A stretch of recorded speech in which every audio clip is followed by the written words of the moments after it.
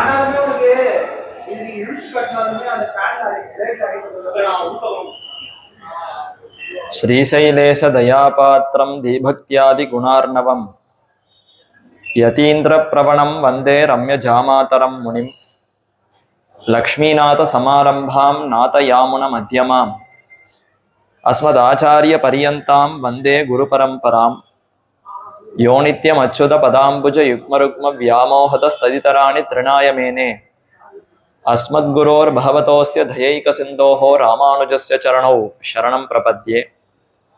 माता पिता युवतयस्तनया विभूतिः सर्वं यदेव नियमेन मदन्वयानाम् आद्यस्य न कुलपतेर्वकुलाभिरामं श्रीमत्तदङ्घ्रियुगलं प्रणमामि मूर्ध्ना।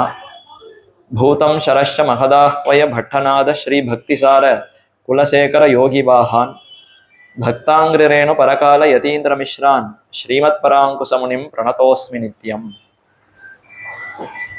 அஞ்சு குடிக்கொரு சந்ததியாய் ஆழ்வார்கள் தம் செயலை வெஞ்சி நிற்கும் தன்மையளாய் பெஞ்சாய் பழுத்தாளை ஆண்டாளை பத்தியுடன் நாளும் வழுத்தாய் மனமே மகிழ்ந்து.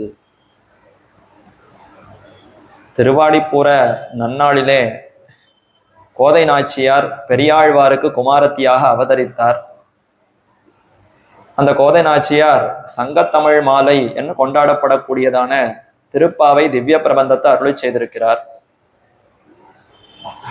இந்த திருப்பாவை அனைத்து திவ்ய பிரபந்தங்களுடைய சாரமாகவும் அமைந்திருக்கிறது. வேதம் அனைத்துக்கும் வித்து என்று வடமொழி வேதங்கள் ருக்கு, யஜுசு, சாமம், அதர்வணம் இது முதலான வேதங்கள் வேதாந்தங்கள் உபனிஷத்துக்களுக்கு மட்டுமல்லாது திராவிட வேதம் என்று கொண்டாடப்படக்கூடியதான அருளி செயல்கள் மற்ற ஆழ்வார்களுடைய திவ்ய பிரபந்தங்கள் பாசுரங்கள் அதற்கும் இந்த திருப்பாவையானது சாரமாக அமைந்திருக்கிறது. அந்த திருப்பாவை நிச்சலுமே நாம் அனைவருமே சேவிக்கிறோம், அனுசந்திக்கிறோம். இந்த திருப்பாவை திவ்ய பிரபந்தத்தை பெருமாள் ரொம்ப ஆர்வத்தோடு தினப்படி கேட்கிறார். மற்ற திவ்ய பிரபந்தங்களை விட இந்த திருப்பாவையை நாள்தோறும் கேட்டு திருவாராதன சமயத்திலேயே இதை செவிமடுத்து பின்னர் தான் எம்பெருமான் பிரசாதங்களையே கண்டருளுகிறான். அந்த அளவிற்கு ஏற்றம் கொண்டிருக்கக்கூடியதான இந்த திருப்பாவையிலே பல முக்கியமான அரிய கருத்துகள் அமைந்திருக்கின்றன. அதுல இன்று நாம் அனுபவிக்க வேண்டிய ஆச்சரியமான கருத்து பெருமானுக்கு பல்லாண்டு பாடுதல், மங்களாசாசனம் செய்தல்.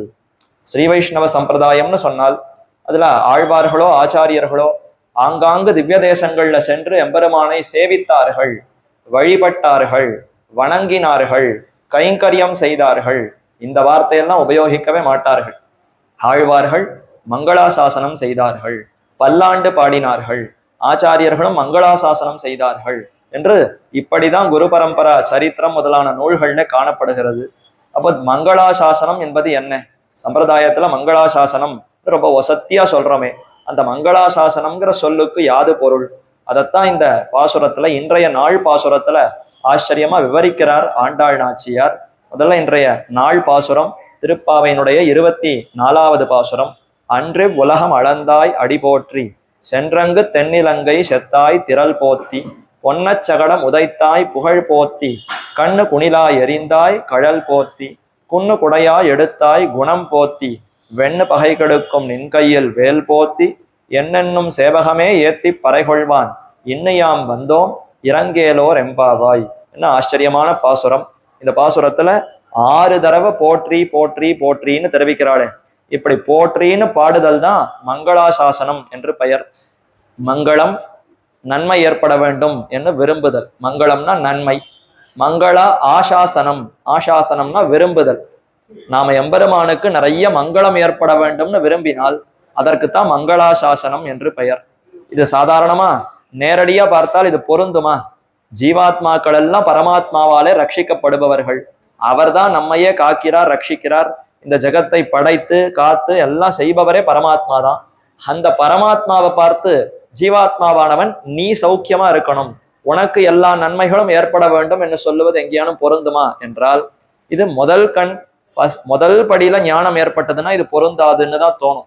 ஏன்னா ஆங்கிற எழுத்து இருக்கிறதே, அந்த ஆங்கிற எழுத்து எம்பெருமானை காட்டுகிறது. திருவள்ளுவர் கூட முதல் குறள்ல அகர முதல எழுத்தெல்லாம் ஆதிபகவன் முதற்றே உலகுன்னு தெரிவிக்கிறார். ஆங்கிற எழுத்து எப்படி அனைத்து எழுத்துகளுக்கும் மூல காரணமாக அமைந்திருக்கிறதோ அதே போல இந்த ஜெகத்து அனைத்தும் எம்பெருமானையே காரணமாக கொண்டிருக்கிறது என்று தெரிவித்து, அப்ப ஆ என்னும் எழுத்து பரமாத்மாவை காட்டுகிறதுன்னு தெரிவிக்கிறார். இதை இன்னும் பிள்ளலோகாச்சார் முதலான ஆச்சாரியர்கள் தங்களுடைய ரகசிய கிரந்தங்கள்ல விவரிக்கும் பொழுது, ஆங்கிற எழுத்து எப்படி பரமாத்மாவை காட்டுறதுன்னா பல விதங்கள்ல காட்டுறது. ஒன்னும் எல்லா எழுத்துக்கும் ஆங்கிற எழுத்து காரணமா, அது மாதிரி நாம் அனைவருக்கும் பரமாத்மா காரணம் என்பதினாலே ஆ என்னும் எழுத்து பரமாத்மாவை சுட்டுகிறது, காட்டுகிறது. அது மட்டும் இல்லையா, அவர் ரக்ஷணேன்னு ஒரு தாத்து. ஆங்கிற எழுத்துக்கு பல பொருள்கள். அதுல வெறும் அஹா அப்படின்னா யாரொருவன் நம்மை ரட்சிக்கிறானோ, நம்மை பாதுகாக்கிறானோ, நமக்கு வேண்டியதை கொடுக்கிறானோ, நமக்கு எது வேண்டாம் இதை தவிர வேண்டும், இது நமக்கு கஷ்டம் என்று எந்த கஷ்டத்தை எம்பெருமான் நீக்குகிறானோ அப்படிப்பட்டவன ஆ என்னும் எழுத்து தெரிவிக்குமாம். அவர் ரக்ஷனே. அவதி என்றால் ரட்சித்தல், காத்தல்னு அர்த்தம். யாரொருவன் நம்மை ரட்சிக்கிறானோ அவனுக்கு ஆ என்னும் அந்த திருநாமம் அமைந்திருக்கிறதுன்னு தெரிவிக்கிறார்கள். அப்ப ஆ என்பது ரக்ஷகனான எம்பெருமானையும் காட்டுகிறது. அப்போ அந்த எம்பெருமான் தான் நம்மை ரட்சிக்கிறார். ஆங்கிற எழுத்தினால ஜெகத்துக்கு காரணமாக இருக்கிறார், நம்மையெல்லாம் ரட்சிக்கிறார். ஜீவாத்மாவுக்கு எந்தெந்த சமயத்துல என்னென்ன வேண்டும் என்பதை தெரிந்து கொண்டு அவனவனுக்கு தக்க சமயத்துல அந்தந்த பலன்களை கொடுப்பவரே பரமாத்மா தான். இப்ப அந்த பரமாத்மா தான் நம்மை ரட்சிக்கிறார்னா அவருக்கு நாம என்ன மங்களாசாசனம் செய்தல்? அவருக்கு எல்லா மங்களங்களும் ஏற்பட வேண்டும், சௌக்கியமா இருக்கணும்னு பாடுதல் பொருந்தவே பொருந்தாது. இது ஏதோ அவரோட நேரடியா சம்பந்தம் கொண்டிருக்கிற நாம் அவருக்கு எப்படி பல்லாண்டு பாட முடியும்? பொருந்தாமல் போகுமே என்று கேள்வி வரும். மேலும் அந்த எம்பெருமான பத்தி சாஸ்திரங்கள் சொல்லும் பொழுது, பாவன சர்வலோகானாம் துவமேவ ரகுநந்தனஹா மங்களானாம் ச மங்களம். அந்த எம்பெருமான் தான் அனைத்து மங்களங்களுக்கும் மங்களத்தை கொடுப்பவனாகவே இருக்கிறானா. மங்களானாம் ச மங்களம், தெய்வங்களுக்கெல்லாம் தெய்வமாக இருக்கிறார், புண்ணியங்களுக்குள்ள புண்ணியமா இருக்கார், தர்மத்துக்கெல்லாம் தர்மமா இருக்கார், மங்கள பொருள்களுக்கு மங்களத்தன்மையை கொடுப்பவராகவே இருக்கிறார். இப்ப மஞ்சள் பொடி அது மங்களத்தன்மை கொண்டிருக்கிறது, குத்து விளக்கு ஏற்றி வைத்தால் மங்களத்தன்மை கொண்டிருக்கிறது, நல்ல நறுமணம் வீசுகிற புஷ்பத்தை வைத்தா மங்களத்தன்மை கொண்டிருக்கிறது. என்ன சில பொருள்களை எல்லாம் மங்களத்தன்மை வாய்ந்ததுன்னு சொல்றோமா? இப்ப அந்த மங்கள பொருள்களுக்கு இந்த மாங்கல்யம், இந்த சுபமான அந்த தன்மை, நன்மைங்கிற அந்த தன்மை அதற்கு எப்படி ஏற்பட்டதுன்னா அதற்கு காரணமே இந்த எம்பெருமான் தானா. பிரம்மத்தோடு தொடர்பு கொண்டிருப்பதனால தான் இந்த பொருள்களுக்கு எல்லாமே இந்த மங்களத்தன்மை வந்தது என்ன சாஸ்திரம் தெரிவிக்கிறது. அப்ப நமக்கெல்லாம் மங்களத்தை கொடுக்கக்கூடிய எம்பெருமானுக்கே நீ மங்களத்தன்மையோடு கூடியிருக்க வேண்டும்னு சொல்லுவது பொருந்தாதே என்று ஏற்படும். ஆனா இது நிச்சயம் பொருந்தும். அதைத்தான் பெரியாழ்வார் நமக்கு காட்டி கொடுத்தார். மங்களா சாசனத்தில் மத்துள்ள ஆழ்வார்கள் தங்கள் ஆர்வத் அளவுதான் அன்னி பொங்கும் பரிவாலே வெள்ளிபுத்தூர் பட்டர்பிரான் பெத்தான் பெரியாழ்வார் என்னும் பெயர். ஆழ்வார்களுக்குள்ள பெரியாழ்வாருக்கு என்ன பெருமைனா, மங்களாசாசனத்தில் இவர்தான் பொங்கும் பரிவோடு இருந்தாராம். பெருமானிடத்துல பொங்கும் பரிவு இவரிடத்துக்கு இருந்தது. பரிவுன்னா பாசம், அன்பு, காதல். எம்பெருமானிடத்துல அன்பு, காதல், பாசம் அதிகரிக்கிறது. அதிகரிக்க அதிகரிக்க என்ன ஏற்படுகிறதுன்னா நாம் தான் அவரை ரட்சிக்கணுங்கிற ஒரு உணர்வு ஏற்படுறதாம். அவருடைய அழகு, அவருடைய மென்மை இதெல்லாம் நன்னு மனசுல வாங்கி கொண்டால் இப்ப ஏற்பட்ட அழகு, இந்த மென்மை, இதுக்கெல்லாம் எந்த ஆபத்தும் இருக்கக்கூடாதே, யாராலையும் எந்த கஷ்டமும் வரக்கூடாதே. துஷ்டர்கள் நிறைந்திருக்கக்கூடிய இந்த தேசத்துல எம்பெருமானுக்கு யாரால என்ன ஆபத்து வந்து விடுமோ, அவருக்கு எந்த குறையும் இல்லாமல் எல்லாம் சௌக்கியமா நடைபெற வேண்டுமேன்னு ஒரு துடிப்பு, ஒரு பதட்டம் ஏற்பட்டு அதனால பெருமானுக்கு கண் சுழன்று நீ எந்த ஆபத்தும் இல்லாமல் நன்னா இருக்கணும்னு பல்லாண்டு பாடுகிறாராம் பெரியாழ்வார். அதைத்தான் பொங்கும் பரிவாலே வெள்ளிபுத்தூர் பட்டர்பிரான் பெத்தான் பெரியாழ்வார் என்னும் பெயர். மற்ற ஆழ்வார்களுக்கு பெரியாழ்வாருங்கிற பெயரையே காணுமே. முதலிலே அவதரித்தவர் பொய்கையாழ்வார், பூதத்தாழ்வார், பேயாழ்வார். அவர்களுக்கு கூட பெரியாழ்வாருங்கிற திருநாமம் இல்லை.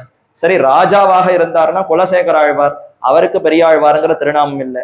நிறைய பாசுரங்கள் அருளை செய்தவரா திருமங்கையாழ்வார், அவருக்கும் பெரியாழ்வாருங்கிற திருநாமம் இல்லை. ஆழ்வார்களுக்கெல்லாம் தலைவர் சுவாமி நம்மாழ்வார் சடகோபன், அவருக்கும் பெரியாழ்வாருங்கிற திருநாமம் இல்லை. இத்தனை ஆழ்வார்களை காட்டிலும் பெரியாழ்வார்னு ஏன் இந்த விஷ்ணு சித்தருக்கு திருநாமம் ஏற்பட்டதுன்னா, இந்த விஷ்ணு சித்தர் தான் பொங்கும் பரிவோடு பெருமானுக்கு காப்பிட்டார். பல்லாண்டன்னு காப்பிடும் பான்மயன் என்று திருவரங்கத்தமுதனார் தெரிவிக்கிறார். இதுதான் இவருக்கு யாத்திரையாகவே இருக்குமா. மற்ற ஆழ்வார்களும் பெருமானிடத்துல பல்லாண்டு பாடுகிறார்கள். அவருடைய அழகில மயங்கி அவருக்கு வீத்திருந்து எழுலகும் தனிக்கோள் செல்ல விபில் சீர் ஆத்தல் மிக்கும் அம்மானை வெம்மா பிளந்தான் தன்னை போத்தி என்னே கைகளார தொழுது சொல் மாலைகள் இன்னும் அந்த எம்பெருமானுக்கு போற்றி நம்மாழ்வார் தெரிவிக்கிறார். அப்ப ஆழ்வார்களும் பல இடங்கள்ல பெருமானுக்கு பல்லாண்டு பாடுகிறார்கள். ஆனால் பெரியாழ்வாருக்கு என்ன வேறுபாடுன்னா, இவர் முதலிலிருந்து கடைசி வரைக்கும் வைகுந்தத்துக்கு கிளம்பி புறப்பட்டு போகிற சமயம் வரைக்கும் இவர் எதுல ஊற்றத்தோடு இருந்தார்னா, பெருமானுக்கு பல்லாண்டு பாடுதல் தான் என்னுடைய முக்கியமான கடமை, அதுதான் இந்த ஜீவாத்மாவுக்கு முக்கியமான ஒரு தொண்டு என்ன, அதையே புரிந்து அதிலேயே ஈடுபட்டிருந்தாராம். இப்ப இது இவருக்கு நித்தியமாக இருக்கும். மற்றவர்களுக்கெல்லாம் காதாச்சித்கமாய் எப்போதோ ஒரு சில சமயம் மட்டும்தான் பல்லாண்டு பாடுவர்கள். மற்ற நேரத்துல எதை கேட்பார்கள்னா, எனக்கு மோட்சம் கூட, என்ன இந்த சம்சாரத்துல மீண்டும் வைத்து படுத்தாதே, உன்னுடைய தொண்டு வேண்டும், உன்னை விட்டு பிரிந்திருந்தால் எனக்கு ஆகாது, சீக்கிரம் என்னை எப்ப சேர்த்துக்க போற என்ன, இதையே தான் மற்ற சமயத்துல கேட்டுக்கொண்டிருப்பார்கள். ஆனா ஏதோ ஒரு சமயத்துல பல்லாண்டு பாடுவார்கள். பெரியாழ்வாருக்கு எப்பொழுதுமே பல்லாண்டு பாட மட்டும்தான் தெரியும். பாண்டிய சபையில பரதத்துவத்தை நிர்ணயம் பண்ணார். பாண்டியன் கொண்டாட பட்டர்பிரான் வந்தான்னு ஈண்டிய சங்கம் எடுத்தூத வேண்டிய வேதங்களோதி விரைந்து கிழியறுத்தான் பாதங்கள் யாமுடைய பத்து என்று பெரியாழ்வார கொண்டாடுகிறோம். பாண்டிய ராஜசபையில பல வித்வான்கள் எல்லாம் ஒன்று சேர்ந்தார்கள். அந்த சமயத்துல பரதத்துவம் யார், யார் முழுமுதற் கடவுள், அவரை குறித்து நாம சிந்திக்க வேண்டும், அவரிடத்துல நாம அன்போடு தொண்டுகளை செய்ய வேண்டும். அப்படி செய்தால்தான் இந்த சம்சாரத்திலிருந்து விடுபட முடியும் என்ன, இதை உலக மக்களுக்கு புரிய வைக்க வேண்டும் என்பதற்காக ஒரு பெரிய வித்வத் சதஸ் அதை நடத்தினான் பாண்டிய ராஜா. அந்த சபையில இப்ப விஷ்ணு சித்தர் அவர் எல்லா வேத வாக்கியங்கள்ல இருக்கக்கூடிய பரமாத்மாவை பத்தின பெருமைகளை எல்லாம் எடுத்து சொல்லி அசேஷ வேத வாக்கியங்களை ஒன்று மிச்சம் இல்லாமல் அனைத்து வேத வாக்கியங்களையும் கூறி முழுமுதற் கடவுள் ஸ்ரீமன் நாராயணன் திருமால் என்பதை நிலைநாட்டினார். ரொம்ப சந்தோஷம் ராஜாவுக்கு மத்தையோருக்கும்.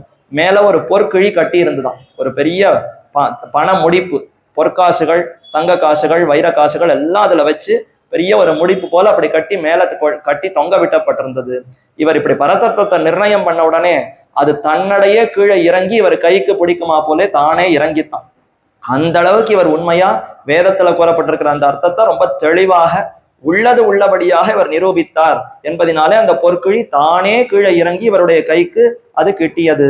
அப்படிப்பட்ட பெருமை இவருக்கு ஏற்பட்ட உடனே ராஜா ரொம்ப மரியாதையோடு இவரை கௌரவப்படுத்தணும், ஊர் முழுக்க இவருடைய பெருமையை தெரிய வைக்க வேண்டும் என்பதற்காக தன்னுடைய பட்டத்து யானைக்கு மேல இந்த பெரியாழ்வாரை அமர்த்தி வீதியாக வலம் வறுக்க வைப்போம். பெரியாழ்வார் அப்ப பெரியாழ்வார்னு அவருக்கு பெயர் இல்லை, விஷ்ணு சித்தர்னு தான் பெயர். பட்டநாதன் என்ன ஒரு பெயர் ஏற்பட்டது. பட்டர்கள் என்னால் வித்வான்கள், பட்டகாங்கிற சொல்லுக்கு வித்வான் அர்த்தம், சிறந்த ஞானின்னு அர்த்தம். அப்படிப்பட்ட ஞானிகளுக்கெல்லாம் இவர் நாதனா இருக்காராம். அனைத்து ஞானிகள் அனைத்து அந்த அறிவாளிகள் அத்தனை பேருக்கும் இவர் தலைவனா இருப்பதினாலே பட்டநாதன் என்ன ஒரு பெயர் ஏற்பட்டது. அந்த பட்டநாதன் அவர் உலகம் முழுக்க இப்ப பிரசித்தியா அவருடைய பெருமை அனைவரும் தெரிந்து கொள்ள வேண்டும் என்பதற்காக ஒரு பெரிய யானை பேர்ல அவரை வச்சு ஊர்வலமா வர செய்தான். அப்ப பெருமாள் வைகுந்தத்துல இருக்கக்கூடிய பெருமாள் பார்த்தாராம், உலகமே இன்னைக்கு பெரியாழ்வாரை கொண்டாடுறார், விஷ்ணு சித்தரை கொண்டாடுறான்னா நாம போய் பார்க்காம இருக்கலாமா? நம்முடைய பெற்றோர்கள் எல்லாம் தங்களுடைய குழந்தைக்கு ஏதோ பள்ளியில ஒரு பெரிய பரிசு கொடுக்க போறா, குழந்தையை கௌரவப்படுத்த போறான்னா எவ்வளவு ஆர்வமா இவர்கள்லாம் பார்க்கிறான். அந்த குழந்தை மேடையில ஏறி அந்த பரிசை வாங்கிட்டு வர்றதை பார்த்து எவ்வளவு சந்தோஷப்படுறான். அத மாதிரி இப்போ ஒரு பெரிய பாண்டிய அரசனாலேயே நம்முடைய குழந்தையான விஷ்ணு சித்தருக்கு ஒரு பெரிய கௌரவம் நடக்க போறது. வீதி முழுக்க அவர் யானை பேர்ல உட்கார வைத்து அமர வைத்து அவர் வீதி வலம் வரப்போகிறார்னா இதை நாம பார்க்க வேண்டுமே என்ன பெருமான் ஆசைப்பட்டாராம். தானும் நாய்ச்சிமாருமாக கருட வாகனத்தில புறப்பட்டு ஆகாசத்துல அப்படி நின்று கொண்டு வேடிக்கை பார்த்துட்டு இருக்கார். அது இப்ப பெரியாழ்வாருடைய கண்ணுக்கு பட்டது. ஆஹா, இப்ப பெருமாள் கருட வாகனாருடனா சேவை சாதிக்கிறாரே என்ன ஒரு க்ஷணம் சேவித்தார். சேவித்தருக்கு அந்த அழகெல்லாம் மனசுல பட்டது. அவருடைய அந்த கருப்பு கார்மேனி திருமேனும் கார்மேகம் போன்ற அழகான திருமேனியினுடைய வர்ணம், திருக்கண்கள்லாம் தாமரை போன்ற அந்த திருக்கண்கள், அதே மாதிரி மின்னல் வெட்டினா போல திருமார்பில மகாலட்சுமி தாயார், கூடவே கருடன் பொலிந்திருண்ட கார்வானில் மின்னே போல் தோணி என்ன அந்த தகதகக்கிற தங்க வர்ணத்துல கருடாழ்வார் இருக்கார். அவருக்கு மேல இவர் கருப்பு மேகத்தை போன்ற மேகவண்ணனா எம்பெருமான் இருக்கார். இதையெல்லாம் பார்த்தவருக்கு மனசு பதபதைத்ததான். இப்படிப்பட்ட அழகா, இப்படிப்பட்ட அழகா, இந்த அழகோட இவர் இந்த துஷ்ட தேசத்துல இருக்காரே, யாரால என்ன ஆபத்து வந்துருமோ தெரியவில்லையே, இவருக்கு எந்த ஆபத்தும் இல்லாமல் இருக்கணுமே. ரொம்ப மென்மையானவர், சுகுமாரமானவர். வீதியில ஒரு சின்ன குழந்தை போறது, ஓஹோன்னு நல்ல அழகோட அந்த குழந்தை இருந்ததுன்னா நம்ம மனசு என்ன தோணும்? இந்த அழகான குழந்தைய இப்படி உடம்பெல்லாம் காட்டும் விதத்துல ஒரு துணியை போட்டு மறைக்காமல், சட்டை போடாமல், ஏதும் போடாமல் நடத்தி அழைத்து கொண்டு போகிறார்களே, அதை நல்லா பாதுகாக்கணுமே. சட்டையெல்லாம் போட்டு அதுக்கு திருஷ்டி வராம மையிட்டு கன்னத்துல மையிட்டு எந்த கண்ணெச்சிலும் படாதபடி பாதுகாக்கணுமே நமக்கு தோன்றது இல்லையா? அப்போ ஒரு குழந்தையினுடைய அழகை பார்த்தாலே இதை பாதுகாக்கணும், இதுக்கு எந்த ஆபத்தும் இல்லாமல் இருக்கணும்னு உடனே அதை மூடி பாதுகாக்கணும் என்று நமக்கு ஒரு எண்ணம் ஏற்படுறது. இதே போலத்தான் பெரியாழ்வாருக்கு பெருமானிடத்துல எண்ணம் ஏற்பட்டது. அவரை சேவித்த உடனே ஒரு குழந்தைய போல பாவித்தார். இத்தனை அழகோடு இவர் வீதியில வராரு, யாரால என்ன ஆபத்து வந்துடும் தெரியலையே, எல்லாரும் துஷ்டர்களா இருக்கா, தங்களுடைய அந்த விருப்பத்துக்காக நெருக்கத்தோடு உறவினர்களா இருந்தா கூட அவர்களுக்கு துரோகம் செய்வது என்னெல்லாம் இருக்கக்கூடிய உலகம். அப்ப பெருமானிடத்துல யாரும் நெருக்கமா பழகி கடைசியில் அவருக்கே ஏதேனும் ஆபத்தை ஏற்படுத்திட்டா என்ன பண்றது? அவருக்கு இந்த மாதிரி எல்லாம் இந்த உலகத்துல வருவதெல்லாம் கூடவே கூடாது என்ன யானை பேர்ல இருந்த மணிகளை கையில எடுத்துக்கொண்டு பல்லாண்டு பல்லாண்டு பல்லாயிரத்தாண்டு பல கோடி நூறாயிரம் மல்லாண்டதின் தோள் மணிவண்ணா உன் சேவடி செவ்வி திருக்காப்பு என்ன பெருமானுக்கு பல்லாண்டு பாடினார். பல்லாண்டு பல்லாண்டுங்கிறதுக்கு என்ன அர்த்தம்? பல பல ஆண்டுகள், பல ஆயிரம் ஆண்டுகள், பல 100 கோடி ஆயிரமான ஆண்டுகள் நீ சௌக்கியமாக இருக்க வேண்டும்னு அர்த்தம். பல்லாண்டு பல்லாண்டுன்னா இத்தனை ஆண்டுகள். ஒரு பிரம்மாவுக்கு எவ்வளவு ஆயுசு இருக்கும்? அது கூட அவருக்கு திருப்தி இல்லையா? பல பல பிரம்மாக்களை சேர்த்து ஒரு பிரம்மாவுக்கே எவ்வளவோ ஆயுசு, இன்னும் 100 பிரம்மாக்கள் 1000 பிரம்மாக்களை சேர்த்தா அவர்களுக்கெல்லாம் எவ்வளவு ஆயுட்காலம் இருக்கும்? அத்தனை நீண்ட காலத்துக்கு நீ சௌக்கியமா இருக்க வேண்டும். அதனாலதான் பல்லாண்டு பல்லாண்டு பல்லாயிரத்தாண்டு பல கோடி நூறாயிரம் என்ன இத்தனை ஆண்டுகள். இன்னும் அவருக்கு திருப்தி ஏற்படல. ஆனா பாசுரத்துல அதற்கு மேல இடம் இல்லையா? அதனால இத்தோட நிறுத்தி கொண்டு நீ சௌக்கியமாக இருக்க வேண்டும் என்ன பெருமானுக்கு பல்லாண்டு பாடுகிறார். இதைத்தான் மங்களாசாசனம்னு பேர். இப்ப எம்பெருமானுக்கு எந்த தீமையும் ஏற்படக்கூடாது, எந்த தீங்கும் இல்லாமல் அவர் சௌக்கியமாக இருக்க வேண்டும். இப்படி பெரியாழ்வாருக்கு ஒரு அன்பு ஏற்பட்டதா, பொங்கும் பரிவு. இது எந்த ஆழ்வாருக்குமே ஏற்படலையே. அதனாலதான் இவருக்கு பெரியாழ்வாருங்கிற திருநாமம் ரொம்ப பெருமை, அந்த பெருமையை வெளிப்படுத்துமா போலே அமைந்தது என்று மணவாள மாமனிகள் காட்டுகிறார். அப்படிப்பட்ட பெரியாழ்வாருடைய குமாரத்தி அல்லவா ஆண்டாள். அதனால இவளுக்கும் அந்த எம்பெருமானிடத்துல இதே போல பல்லாண்டு பாட வேண்டும் என்ன ஒரு விருப்பம் ஏற்பட்டது. ஆனா இது தகுமா? நாமெல்லாம் இப்ப எம்பெருமானாலே ரட்சிக்கப்படுபவர்கள் என்றால் நாம எப்படி எம்பெருமானுக்கு நீ சௌக்கியமா இருக்கணும்னு பாட முடியும்? அவர் தான் நம்மை அனுகிரகித்து நீ நன்னா இருக்கணும்னு அனுகிரகிக்கணுமே ஒழிந்து நாம் போய் பெருமாளுக்கு கையெடுத்து காண்பிச்சு பெருமாளை நீ சௌக்கியமா இரு அப்படின்னு சொல்லுவதற்கு எனக்கு தகுதியே இல்லையே என்று தோன்றுமா? தகுதி தாராளமா உண்டாம். அன்பு அதிகரித்ததுன்னா தகுதி உண்டு. அன்பில்லாமல் ஏதோ கர்வத்தோடு நான் தான் எல்லாத்தையும் நடத்துறேன், இந்த கோவில ஒருத்தர் எடுத்து நடத்துறார், தர்மகர்த்தான்னு யாரோ இருக்கா, அவ வேளைக்கு என்னென்ன நடக்கணும் என்ன அதெல்லாம் மேற்பார்வை பார்த்து எல்லாம் நடத்துகிறார்கள்னா அவர்களுடைய அந்த எல்லாம் மேற்பார்வையினாலதான் எல்லாம் நன்னா நடக்கிறதுன்னு அவர் கர்வப்பட்டு கொண்டு நான் தான் எல்லாத்தையும் நடத்துறேன் என்ன அந்த கர்வத்தோடு நான் இல்லைன்னா இவருக்கு எதாவது நடக்குமா, நான் தான் எல்லாத்தையும் நடத்துறேன்னு சொன்னா அது தப்பு. ஆனால் கண் சுழன்னு அவருடைய அழகுல மயங்கி இப்படிப்பட்ட அழகோட இருக்காரே தாமோதர பெருமாள், இவருக்கு நிறைய புஷ்பத்தை சாத்தி அழகையெல்லாம் மறைக்கணும், நிறைய அந்த வஸ்திரங்கள் எல்லாம் சாத்தி அவருடைய அழகு தெரியாமல் மறைக்கணும் என்ன இந்த எண்ணத்தோடு ஒருவன் தொண்டு செய்ய வந்தானால் அப்ப அவன் எம்பெருமானுக்கு நன்னா இருக்கணும்னு சொல்வதில் எந்த தப்பும் இல்லை. நான் பார்த்து இவரை ரட்சிக்கணும் என்ன அந்த ஒரு துடிப்போடு அவருக்கு வேண்டியது எல்லாம் நான் செய்கிறேன்னு முன் வந்தால் அதுல எந்த குற்றமும் இல்லையே. அதுதான் தேவை. ஒரு எஜமானனிடத்துல ஒரு தொண்டனுக்கு இந்த விசுவாசம், இந்த அன்பு இருக்க வேண்டும். என்னோட எஜமானர் தலைவனுக்கு யாராலும் எந்த ஆபத்தும் இருக்கக்கூடாது, அவர் சௌக்கியமா இருக்கணும், வேளைக்கு அவருக்கு நடக்க வேண்டிய உபச்சாரங்கள்ல ஒரு தொய்வு இருக்கக்கூடாது. கார்த்தால விஸ்வரூபத்துல தொடங்கி இரவு அரவணை வரைக்கும் பெருமாளுக்கு எந்த தொந்தரவும் இல்லாம சரியா அந்தந்த நேரத்துல அந்தந்த உபச்சாரங்கள் நடக்கணும். புஷ்பத்துல குறை இருக்கக்கூடாது, சாத்தக்கூடிய வஸ்திரங்கள்ல குறை இருக்கக்கூடாது, பழங்களோ மொத்தமுண்டான பிரசாதங்கள்லயோ ஏதும் குறையில்லாமல் எல்லாம் சௌக்கியமா அவருக்கு நடைபெற வேண்டும்ங்கிற ஒரு விருப்பம் இருக்கிறதே, இந்த விருப்பம் தான் மங்களாசாசனம். அப்போ எம்பெருமானுக்கு ஒரு குறையும் இல்லாமல் அவர் சௌக்கியமா எல்லாத்தையும் கண்டருளி நன்னா க்ஷேமமா இருக்கணும் என்ன விரும்புவது ஒரு தொண்டன் ஒரு எஜமானனுக்கு செய்ய வேண்டியது. அதனாலதான் இந்த உலகத்திலே ஒரு தொண்டர்கள்லாம் சேர்ந்து தலைவன் வாழ்கன்னு கோஷம் போடுறாள். தலைவன் வாழணுமா? தலைவன் தான் தொண்டர்களுக்கு வாழ்ச்சியே கொடுக்கணும், நீ நன்னா சௌக்கியமாருன்னு இவன் தான் தொண்டர்கள் எல்லாம் பாதுகாக்கணும். ஆனா இந்த தொண்டர்கள்லாம் சேர்ந்து தலைவன் நன்னா சௌக்கியமா இருக்கணும்னு கோஷம் போடுறாளேன்னா எதனால? இந்த உலகத்துல ஏதோ காசு பணம் வருதுங்கிற பிரயோஜனத்தினால வாழ்கன்னு இவர்கள் கோஷம் போடுறான். ஆனா உண்மையில ஒரு தொண்டன் தன்னுடைய எஜமானனை பார்த்து இவன் நல்லா சௌக்கியமா இருக்கணும், இவன் இருக்கிறதுனால தானே நான் அவன் இப்படி பாதுகாக்கிறான், அதனால இவனுக்கு ஒரு குறை இல்லாமல் இவன் மனசு கஷ்டப்படாமல் சுகமா ஆனந்தத்தோடு இருக்கணும்னு உண்மையில விசுவாசத்தோடு ஒரு தொண்டன் சொல்லுவானா? அதே போலத்தான் தொண்டர்களான ஜீவாத்மாக்களான நாம் அத்தனை பேரும் இப்ப பரமாத்மாவுக்கு பல்லாண்டு பாடணுமா? போரும் எவ்வளவு ஒரு சிரமப்படுகிறார். இந்த ஜகத்தை படைக்கிறேன்னு சொல்லி இத்தனை பேரையும் படைச்சு பிரம்மா முதலான இத்தனை தேவர்களை ஒரு பக்கம் படைக்கிறார், ரிஷிகளை படைக்கிறார், மனுஷர்களை படைக்கிறார், விலங்குகளை படைக்கிறார். இத்தனையும் படைக்கிறதே அவருக்கு ஆயாசமான காரியமாச்சே. இதெல்லாம் அவருக்கு தாங்குமா? ஒரு தாமரை புஷ்பத்தை போல அவ்வளவு மென்மை கொண்டிருக்கக்கூடிய எம்பெருமான் போய் இப்படிப்பட்ட உலகத்தை எல்லாம் படைக்கிறார். படைத்து இதிலேயே அவதரித்து பல பல காரியங்களை செய்கிறார். இதெல்லாம் அவருக்கு தகுமா? தகவே தகாது. அவர் பாட்டுக்கு சௌக்கியமா ஓய்வெடுத்து கொண்டிருக்கணுமே தவிர இப்படிப்பட்ட வேற படைச்சு இவர்கள்லாம் எதிரிட்டு வேற வரா. பிரம்மாவே கிருஷ்ணாவதாரத்துல எதிரிட்டு வந்தார். அது என்ன இந்த கண்ணனுக்கு அவ்வளவு பெருமையா? நான் தான் ஜகத்தையே படைக்கிறேன்னு ஒரு கர்வத்தோடு இந்த கண்ணனுக்கே நான் தான் தலைவன்னு காட்டணுங்கிறதுக்காக அவரே எதிரிட்டு வந்தார். இது விஷ்ணு புராணத்துல பாகவத்துல இருக்கக்கூடிய சரித்திரம். அவ பிரம்மாவை தன் வயித்துல பெத்துட்டு அந்த குழந்தையை எதிர்த்து வரக்கூடிய அந்த நிலைமையெல்லாம் பெருமாள் சந்திக்கிறாருன்னா இதெல்லாம் தேவையா? எதுக்கு படைப்பானே? எதுக்கு இந்த கஷ்டத்தை ஏத்துப்பானே? ஏதும் இல்லாமல் நித்தியசூரிகள் அவர்களுடைய அந்த நமகாங்கிற அந்த பல்லாண்டை ஏத்துக்கொண்டு சௌக்கியமா வைகுண்டத்துல இருந்தாலே போறமே. அதை விட்டுட்டு பெருமான் விளையாடுகிறேன், இந்த உலகத்தை படைக்கிறேன்னு சொல்லி இத்தனையும் செய்து கடைசியில நாஸ்திகர்கள் தான் மலிந்து போகிறார்கள். எம்பெருமான எதிர்க்கிறவர்கள் தான் உலகத்துல நிறைய பேர் இருக்காளே ஒழிந்து அவனுக்கு அனுகூலமா இருப்பவர்கள் யாரும் அவனுடைய வாசி அறிந்து அவனுடைய வேறுபாட்டை அறிந்து நீ சௌக்கியமா இருக்கணும்னு கூறுவதற்கு ஒருத்தர் கூட இல்லையே.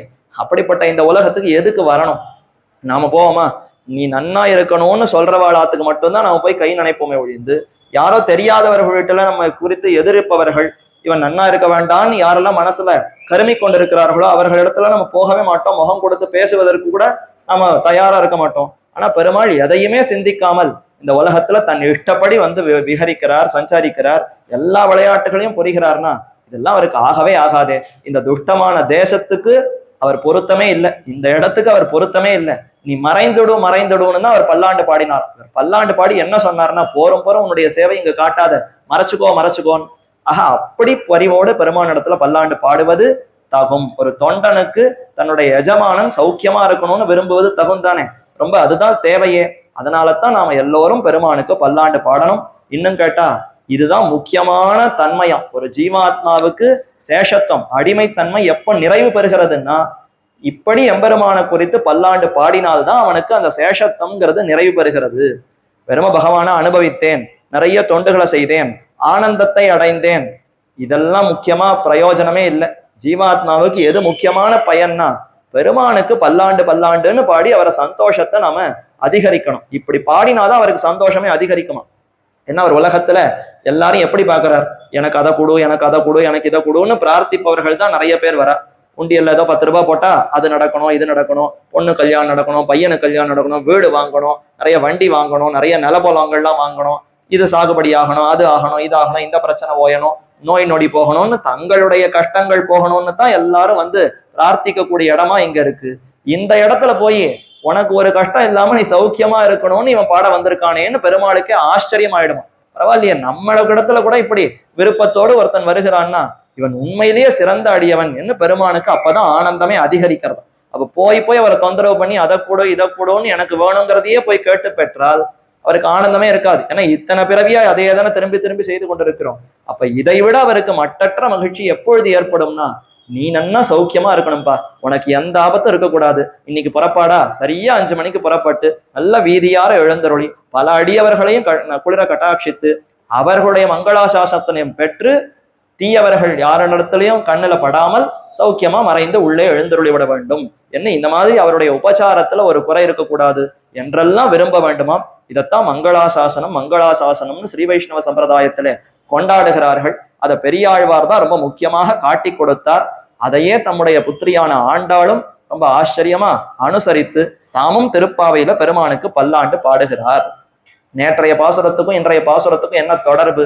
நேற்றைய பாசுரத்துல மாரிமலை முழஞ்சில் மன்னிக்கிடந்து உறங்கும் சீரிய சிங்கம் அறிவுத்து தீவிழித்து வேரி மயிர் பொங்க எப்பாடும் பேரந்துதறி என்ன ஒரு சிங்கமானது தன்னுடைய குகையிலிருந்து விழித்தெழுந்து புறப்பட்டு வரக்கூடிய அந்த நடை இருக்கே, அந்த நடையழக காண்பித்து கொண்ட எம்பெருமானே நீயும் இப்ப விழித்து எழுந்து நடந்து வர வேண்டும்.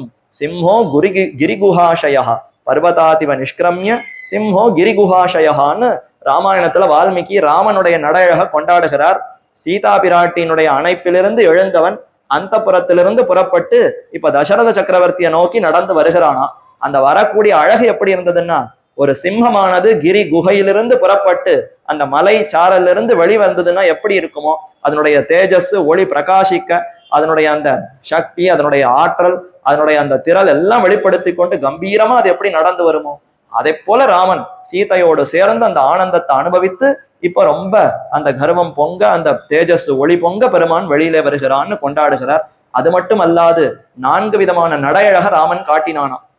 ஷார்தூல விஷபோபமௌ என்று 4 கஜசிம்ஹ கதி வீரவ் ஷார்தூல விஷபோபமௌ, கஜகதி, சிம்ஹகதி, வியாகிரகதி, அதே மாதிரி ரிஷபகதி என்று 4 விதமான நடைகளை எம்பெருமான் காட்டுகிறான். இது ராமபிரான் எங்கு கற்றான்னா அவருடைய திருவாராதன பெருமாளான பெரிய பெருமாள் இடத்துல கற்றாராம்.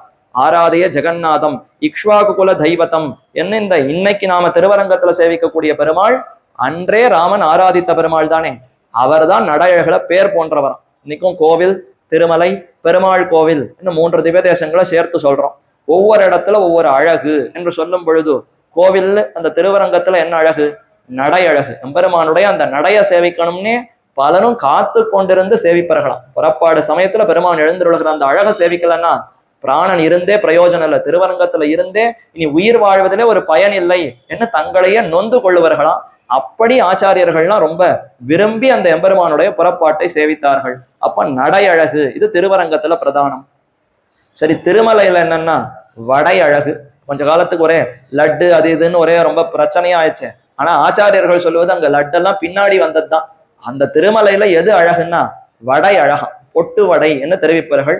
முழு உளுந்து, கருப்பு தோல் நீக்கப்படாம அந்த கருப்பு உளுந்தை நல்லா ஊற வைத்து அதால வடை பண்ணி எம்பெருமாளுக்கு கண்ட்ரோல பண்ணுவது என்ன ஒரு வழக்கம் ரொம்ப காலமாவே நடைபெற்று கொண்டிருக்கக்கூடிய ஒரு ஆச்சரியமான திருப்பணியார எம்பெருமானுக்கு சமர்ப்பிக்கிறார்கள்.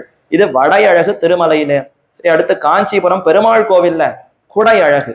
ரொம்ப பெரிய பெரிய 18 ஜான், 20 ஜான், 22 ஜான்னு பெரிய பெரிய கொடைகள். மூங்கில் மண்டபம்னு ஒரு இடம் இருக்கு காஞ்சிபுரத்துல. அந்த இடத்துலதான் இந்த குடைகள் எல்லாம் தயாரிக்கிறார்கள். பெரிய பட்டு குடைகளை தயாரித்து பெருமான் கம்பீரமா அதை சமர்ப்பித்துக் கொண்டு எழுந்தருள்கிறார்னு சொன்னால் அவர்தானே சக்கரவர்த்தி. உலகங்களையும் தான் ஆட்சி புரிகிறாருங்கிறத அந்த கொடையை பார்த்தாலே தெரிந்து விடலாம். பெருமானை சேவித்து தெரிந்துக்கிறது ஒரு பக்கம் இருக்கட்டும், தூரக்கேந்து கண்ணில் படும் பொழுது பெருமாள் எழுந்தருளுகிற அந்த ஆச்சரியமான ஒரு கொடையை பார்த்தாலே இந்த கம்பீரமான கொடைக்கு கீழே வருபவன் தான் ராஜாதிராஜ சர்வேஷாம், அனைவரை காட்டிலும் மேம்பட்டவன் என்பதை அறுதியிடலாமா. அந்த அளவுக்கு அந்த குடை அழக பெருமான் வெளிப்படுத்தி கொண்டு கம்பீரமாக எழுந்துள்ளவது அது பெருமாள் கோவில் திவ்யதேசத்திலே. இப்படி 3 திவ்யதேசங்கள் பார்த்தால் பெரிய பெருமாள் அவருடைய அந்த திவ்யதேசத்திற்கு நடையழகு ரொம்ப பிரதானம். அப்படி இன்னைக்கும் நம்பெருமாள் அந்த நடையழகெல்லாம் காட்டிக்கொண்டு எழுந்துள்ளுகிறார். அந்த ராமபிரான் இருக்காரே, ராமபிரான் அவரிடத்துல கத்துண்டார். ராமரிடத்திலிருந்து ராமானுஜர் கத்துண்டாராம். இன்னைக்கும் ஸ்ரீபெரும்புதூர்ல போய் சுவாமி ராமானுஜரை சேவித்தால் அவர் இன்னும் ஆச்சரியமா நடையழகு காட்டுகிறார். அங்க ராமர் சன்னதி இருக்கு. பிராகாரத்துல எதிராஜநாதவள்ளி தாயாரை சேவித்து கொண்டு வலது பக்கம் போனா சக்கரவர்த்தி திருமகனுடைய சன்னதி அமைந்திருக்கிறது. அவருடைய சன்னதிக்கு முன்னாடி பெரிய ஒரு பிராகாரம். அந்த பிராகாரம் முழுக்க இவர் நடையழகுக்காகவே கட்டி வைத்திருக்கிறான்னு சொல்லலாம். அந்த மாதிரி அங்க ராமனுக்கு முன்னாடியே தான் அவர் நடை பழகுகிறார். ராமனுக்கு காட்டுறாராம், இதோ உம்மிடத்துல இருந்து கத்துண்டேன், எல்லாம் சரியா இருக்கா பாரும், என்னமா நான் நடக்கிறேன் பாருன்னு அவருக்கு முன்னாடிதான் இவர் காட்டுகிறார். எதிரில் ஒரு கண்ணாடி மாத்திருப்பா, அதை பார்த்து கொண்டு இங்கிருந்து அவ்வளவு தூரம் போவார். மறுபடியும் அங்கிருந்து ராமனை நோக்கி வருவார். மறுபடியும் ராமனிடத்துல இருந்து கண்ணாடியை நோக்கி போவார். இந்த மாதிரி ரொம்ப நேரம் அங்க நடையழக காமிச்சு சிம்ஹகதி, கஜகதி, வியாகிரகதி, அதே மாதிரி ரிஷபகதி எல்லா விதமான நடையழகம் காண்பித்து பின்னாடிதான் புறப்பட்டு வாகன மண்டபத்துக்கு எழுந்துருளி அன்றைய வாகனம் என்னமோ அதற்கு எழுந்துருளுகிறார். இதெல்லாம் எப்ப நடக்கிறதுன்னா சித்திர மாசம் 10 தினங்கள் உற்சவம். சித்திர மாசம் திருவாதிர நட்சத்திரம் தான் சுவாமி ராமானுஜர் அவதரித்த ஆச்சரியமான திருநக்ஷத்திர நன்னாள். அதற்கு முன்னதாக 10 தினங்கள் உற்சவம். திருவாதிரை என்னைக்கு முடிகிற மாதிரி 10 தினங்கள் உற்சவம். அந்த 10 நாள் உற்சவத்திலையும் கார்த்தால வேலை போனோம்னா ஒரு 5-6 மணிக்கு போனோம்னா அழகா இந்த நடையழகெல்லாம் சேவிக்கலாம். மீண்டும் சாயங்காலத்திலையும் பிராகாரமும் மங்களாசாசனம் செய்து கொண்டு எழுந்தருளும் பொழுது அப்பொழுது நடையழக காண்பித்துக் கொண்டு வெளியில வந்து நித்திய விபூதி, லீலா விபூதி, மங்களாசாசனமாகி ஊஞ்சல் சேவையாகி அதற்கப்புறம் தான் வாகன மண்டபத்துக்கு எழுந்தருளி புறப்பாடு. எதுக்கு சொல்ல வந்தேன்னா ராமானுஜர் ராமனிடத்திலிருந்து அனைத்தையும் கத்துண்டாராம். ராமன்னு சொன்னா அவருக்கு நடையழகு இருந்தா ராமானுஜருக்கு நடையழகு இருக்கணுமா வேண்டாமா? அவருடைய தம்பின்னு பேரை வைத்துக் கொண்டு அதெல்லாம் தெரியாதுன்னு சொன்னா எவ்வளவு கஷ்டம். அதனால ராமனை போல ராமனை விட இன்னும் அதிகமான நடையழக காட்டிக்கொண்டு ராமானுஜர் எழுந்தருளுகிறார். இவருடைய நடையழக சேவித்தாதான் நமக்கு திருப்தி ஏற்படும். என்னதான் நம்பெருமாள் நடையழக காண்பித்தாலும் அவர் அப்படியே ஆடிக்கொண்டு பாடிக்கொண்டு சென்று விடுவார். ஆட்டமெல்லாம் ஆடி காண்பிப்பார். சரி, இன்னொரு ஜென்மம் எடுத்துக்கொண்டு வான்னு கைவிட்டாலும் விடலாம். ஏன்னா அவருக்கு சுவாதந்திரியம் இருக்கே. அப்போ உனக்கு அனுபவத்துக்காக நல்லா நாட்டியம் ஆடி காண்பித்தேன், நடையழக காண்பித்தேன், சேவித்தாயோ இல்லையோ, மனசு ரொம்ப சந்தோஷமா இருந்ததா போயிட்டு வான்னு அனுப்பி வச்சுடுவார். ஆனா ராமானுசர் நடையழக சேவித்தோம்னா எதுக்கு போற, இங்கேயே இங்கேயே இருந்து இந்த நடையழக பாரு, இந்த தொண்டுகளை செய், இப்படியே பண்ணி கொண்டிருந்தால் இறுதியில என்னுடைய சம்பந்தத்தினால நீ நிச்சயம் வைகுந்தத்துக்கே போய் அங்க நித்தியம் கூடவே இருந்து எல்லா அனுபவத்தையும் பெறலாம் என்ன ராமானுசர் நம்மை கைவிடாமல் அழைத்து செல்லுவார். புண்ணியாம்போஜ விகாசாய பாபத்வாந்த க்ஷயாயச்ச ஸ்ரீமான் ஆவிரபூத் பூமௌ ராமானுஜ திவாகரஹா. அந்த ராமானுஜ திருநாமமே நம்மை இந்த உலகத்துல மீண்டும் பிறவி எடுக்காதபடி சதுரா சதுரக்ஷரி காமவஸ்தாம் பிரபத்யந்தே ஜந்தவோ ஹந்தமாத்ருஷா என்று நாராயணங்கிற அந்த 4 எழுத்தை விட ராமானுஜங்கிற அந்த 4 எழுத்துகள் கொண்டிருக்கக்கூடிய திருநாமம் மிகவும் உயர்ந்ததுன்னு தெரிவிக்கிறார்களே. அப்ப இவருடைய நடையழக சேவித்தால் மனசு முழுக்க சந்தோஷம் நிறைவது ஒன்று, நிச்சயமா நமக்கு இந்த சம்சாரத்துல மீண்டும் பிறவி இல்லை, அவர் இந்த நடையழகாலேயே நம்மை உஜ்ஜீவனம் அடைய செய்து விடுவாருங்கிற நம்பிக்கை நமக்கு ஏற்படும். அதைத்தான் ராமானுசர் ஸ்ரீபெரும்புதூரில் நன்றாக காட்டுகிறார். இந்த நடையழகை எல்லாம் நேற்றைய தினம் பிரார்த்தித்தாள் ஆண்டாள். பெருமானிடத்துல பிரார்த்தித்தது நேற்றைய தினத்துல இருக்கு. யாம் வந்த காரியம் ஆராய்ந்து அருள். நாங்கள் உன்னிடத்துல வந்திருக்கக்கூடிய இந்த விஷயத்தை பார்த்து சிறுமிகள் எல்லாம் இத்தனை காலத்துல புறப்பட்டு வந்து விட்டார்களேங்கிறத உன்னுடைய மனசுல ஏன் வந்தார்கள், நாம் இன்னும் முன்னாடி போய் ரட்சிக்க வேண்டும், இவர்களையெல்லாம் புறப்பட்டு வரும் விதத்துல நாம தாமதித்து விட்டோமேன்னு தம்மையே நொந்து கொண்டு பெருமாள் வந்து ரட்சிக்கணுமா, வந்துட்டாளேன்னு ஒரு பதட்டத்தோடு எழுந்திருந்து வந்து நடையழக காண்பித்து ரட்சிக்க வேண்டும் என்ன பிரார்த்தித்தது நேற்றைய பாசுரம். உடனே பெருமாள் அந்த நடையழக காட்டினாராம். ஒரு அர்ஜுனன் 2 தேருக்கு 2 சேனைக்கு நடுவுல சேனையோர் உபயோர் மத்தியே ரதம் ஸ்தாபய மே அச்சுத என்று அச்சுதனை கூப்பிட்டு 2 சேனைகளுக்கு நடுவே இந்த தேரை கொண்டு போய் நிறுத்துன்னா. ஏன்னா ஒரு தடவை முழுக்க பார்க்கணுமா, இந்த எதிர் சேனையில யாரெல்லாம் இருக்கா, நம்முடைய சேனையில யார் இருக்கா, யாரோட யார் சண்டை போட போகிறோம், இதை ஒரு தடவை உற்று நோக்கி பின்னாடி சண்டைய தொடங்குவோம் என்பதற்காக யுத்த களத்துக்கு வந்தாச்சு. என்னைக்கோ சண்டைதான்னு கண்ணன் தூதுக்கு போய் இவர்கள் சமாதானமா நாங்க பூமியெல்லாம் கொடுக்கறது இல்லைன்னு சொன்ன உடனே யாருக்கு வீரம் இருக்கோ அவ ஜெயிக்க போறா, யுத்தம் தான் அன்னைக்கே முடிவாயிடுது. அப்ப யாரோட சண்டை நன்னா தெரியும், துரியோதனாதிகளோட தான் சண்டை. யார் சண்டை போட போறா, பாண்டவர்கள் 5 பேர் தான் சண்டை போட போறா. இதெல்லாம் நல்ல தெளிவா தானே இருக்கு. ஆனா கூட அன்னைக்கு அர்ஜுனன் என்ன சொன்னான்னா, ஒரு தடவை 2 சேனைக்கு நடுவுல இந்த தேரை கொண்டு போய் நிறுத்து, என் கண்ணால நான் எல்லாரையும் பார்க்கணும், யாரெல்லாம் எதிர்த்து வருகிறார்கள், யாரோடு நாம் சண்டையிட போகிறோங்கிறத ஒரு தடவை பார்க்கணும் என்ன கண்ணன் இடத்துல பிரார்த்தித்தானா. கண்ணன் இடத்துல விதிக்கிறார், 2 சேனைக்கு நடுவுல இந்த தேரை கொண்டு போய் நிறுத்து அர்ச்சுதா என்ன சொன்ன உடனே சரி அப்படியே நிறுத்திடுறேன் அடியேன் தாசன் என்ன கண்ணனும் தேரை எடுத்து கொண்டு போய் 2 சேனைக்கு நடுவிலே நிறுத்தினான்.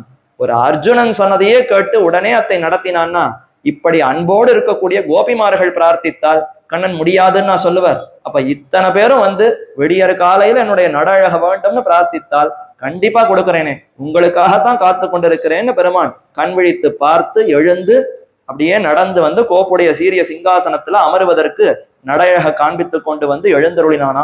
இதை பார்த்த உடனே இவர்களுக்கெல்லாம் விதிர்த்து போய்விட்டார்கள்.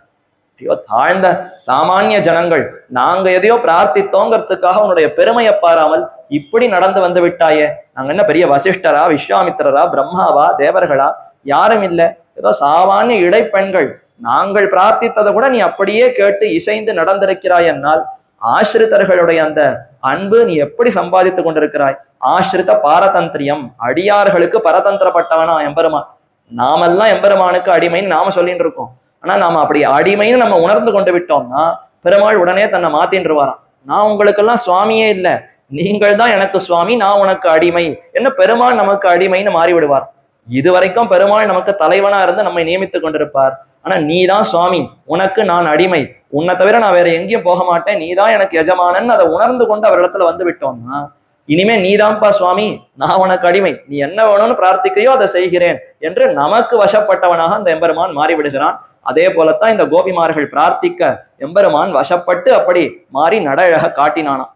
இதே மாதிரி நடழக ஒரு அரையர் சுவாமிக்கு காட்டி கொடுத்தார்.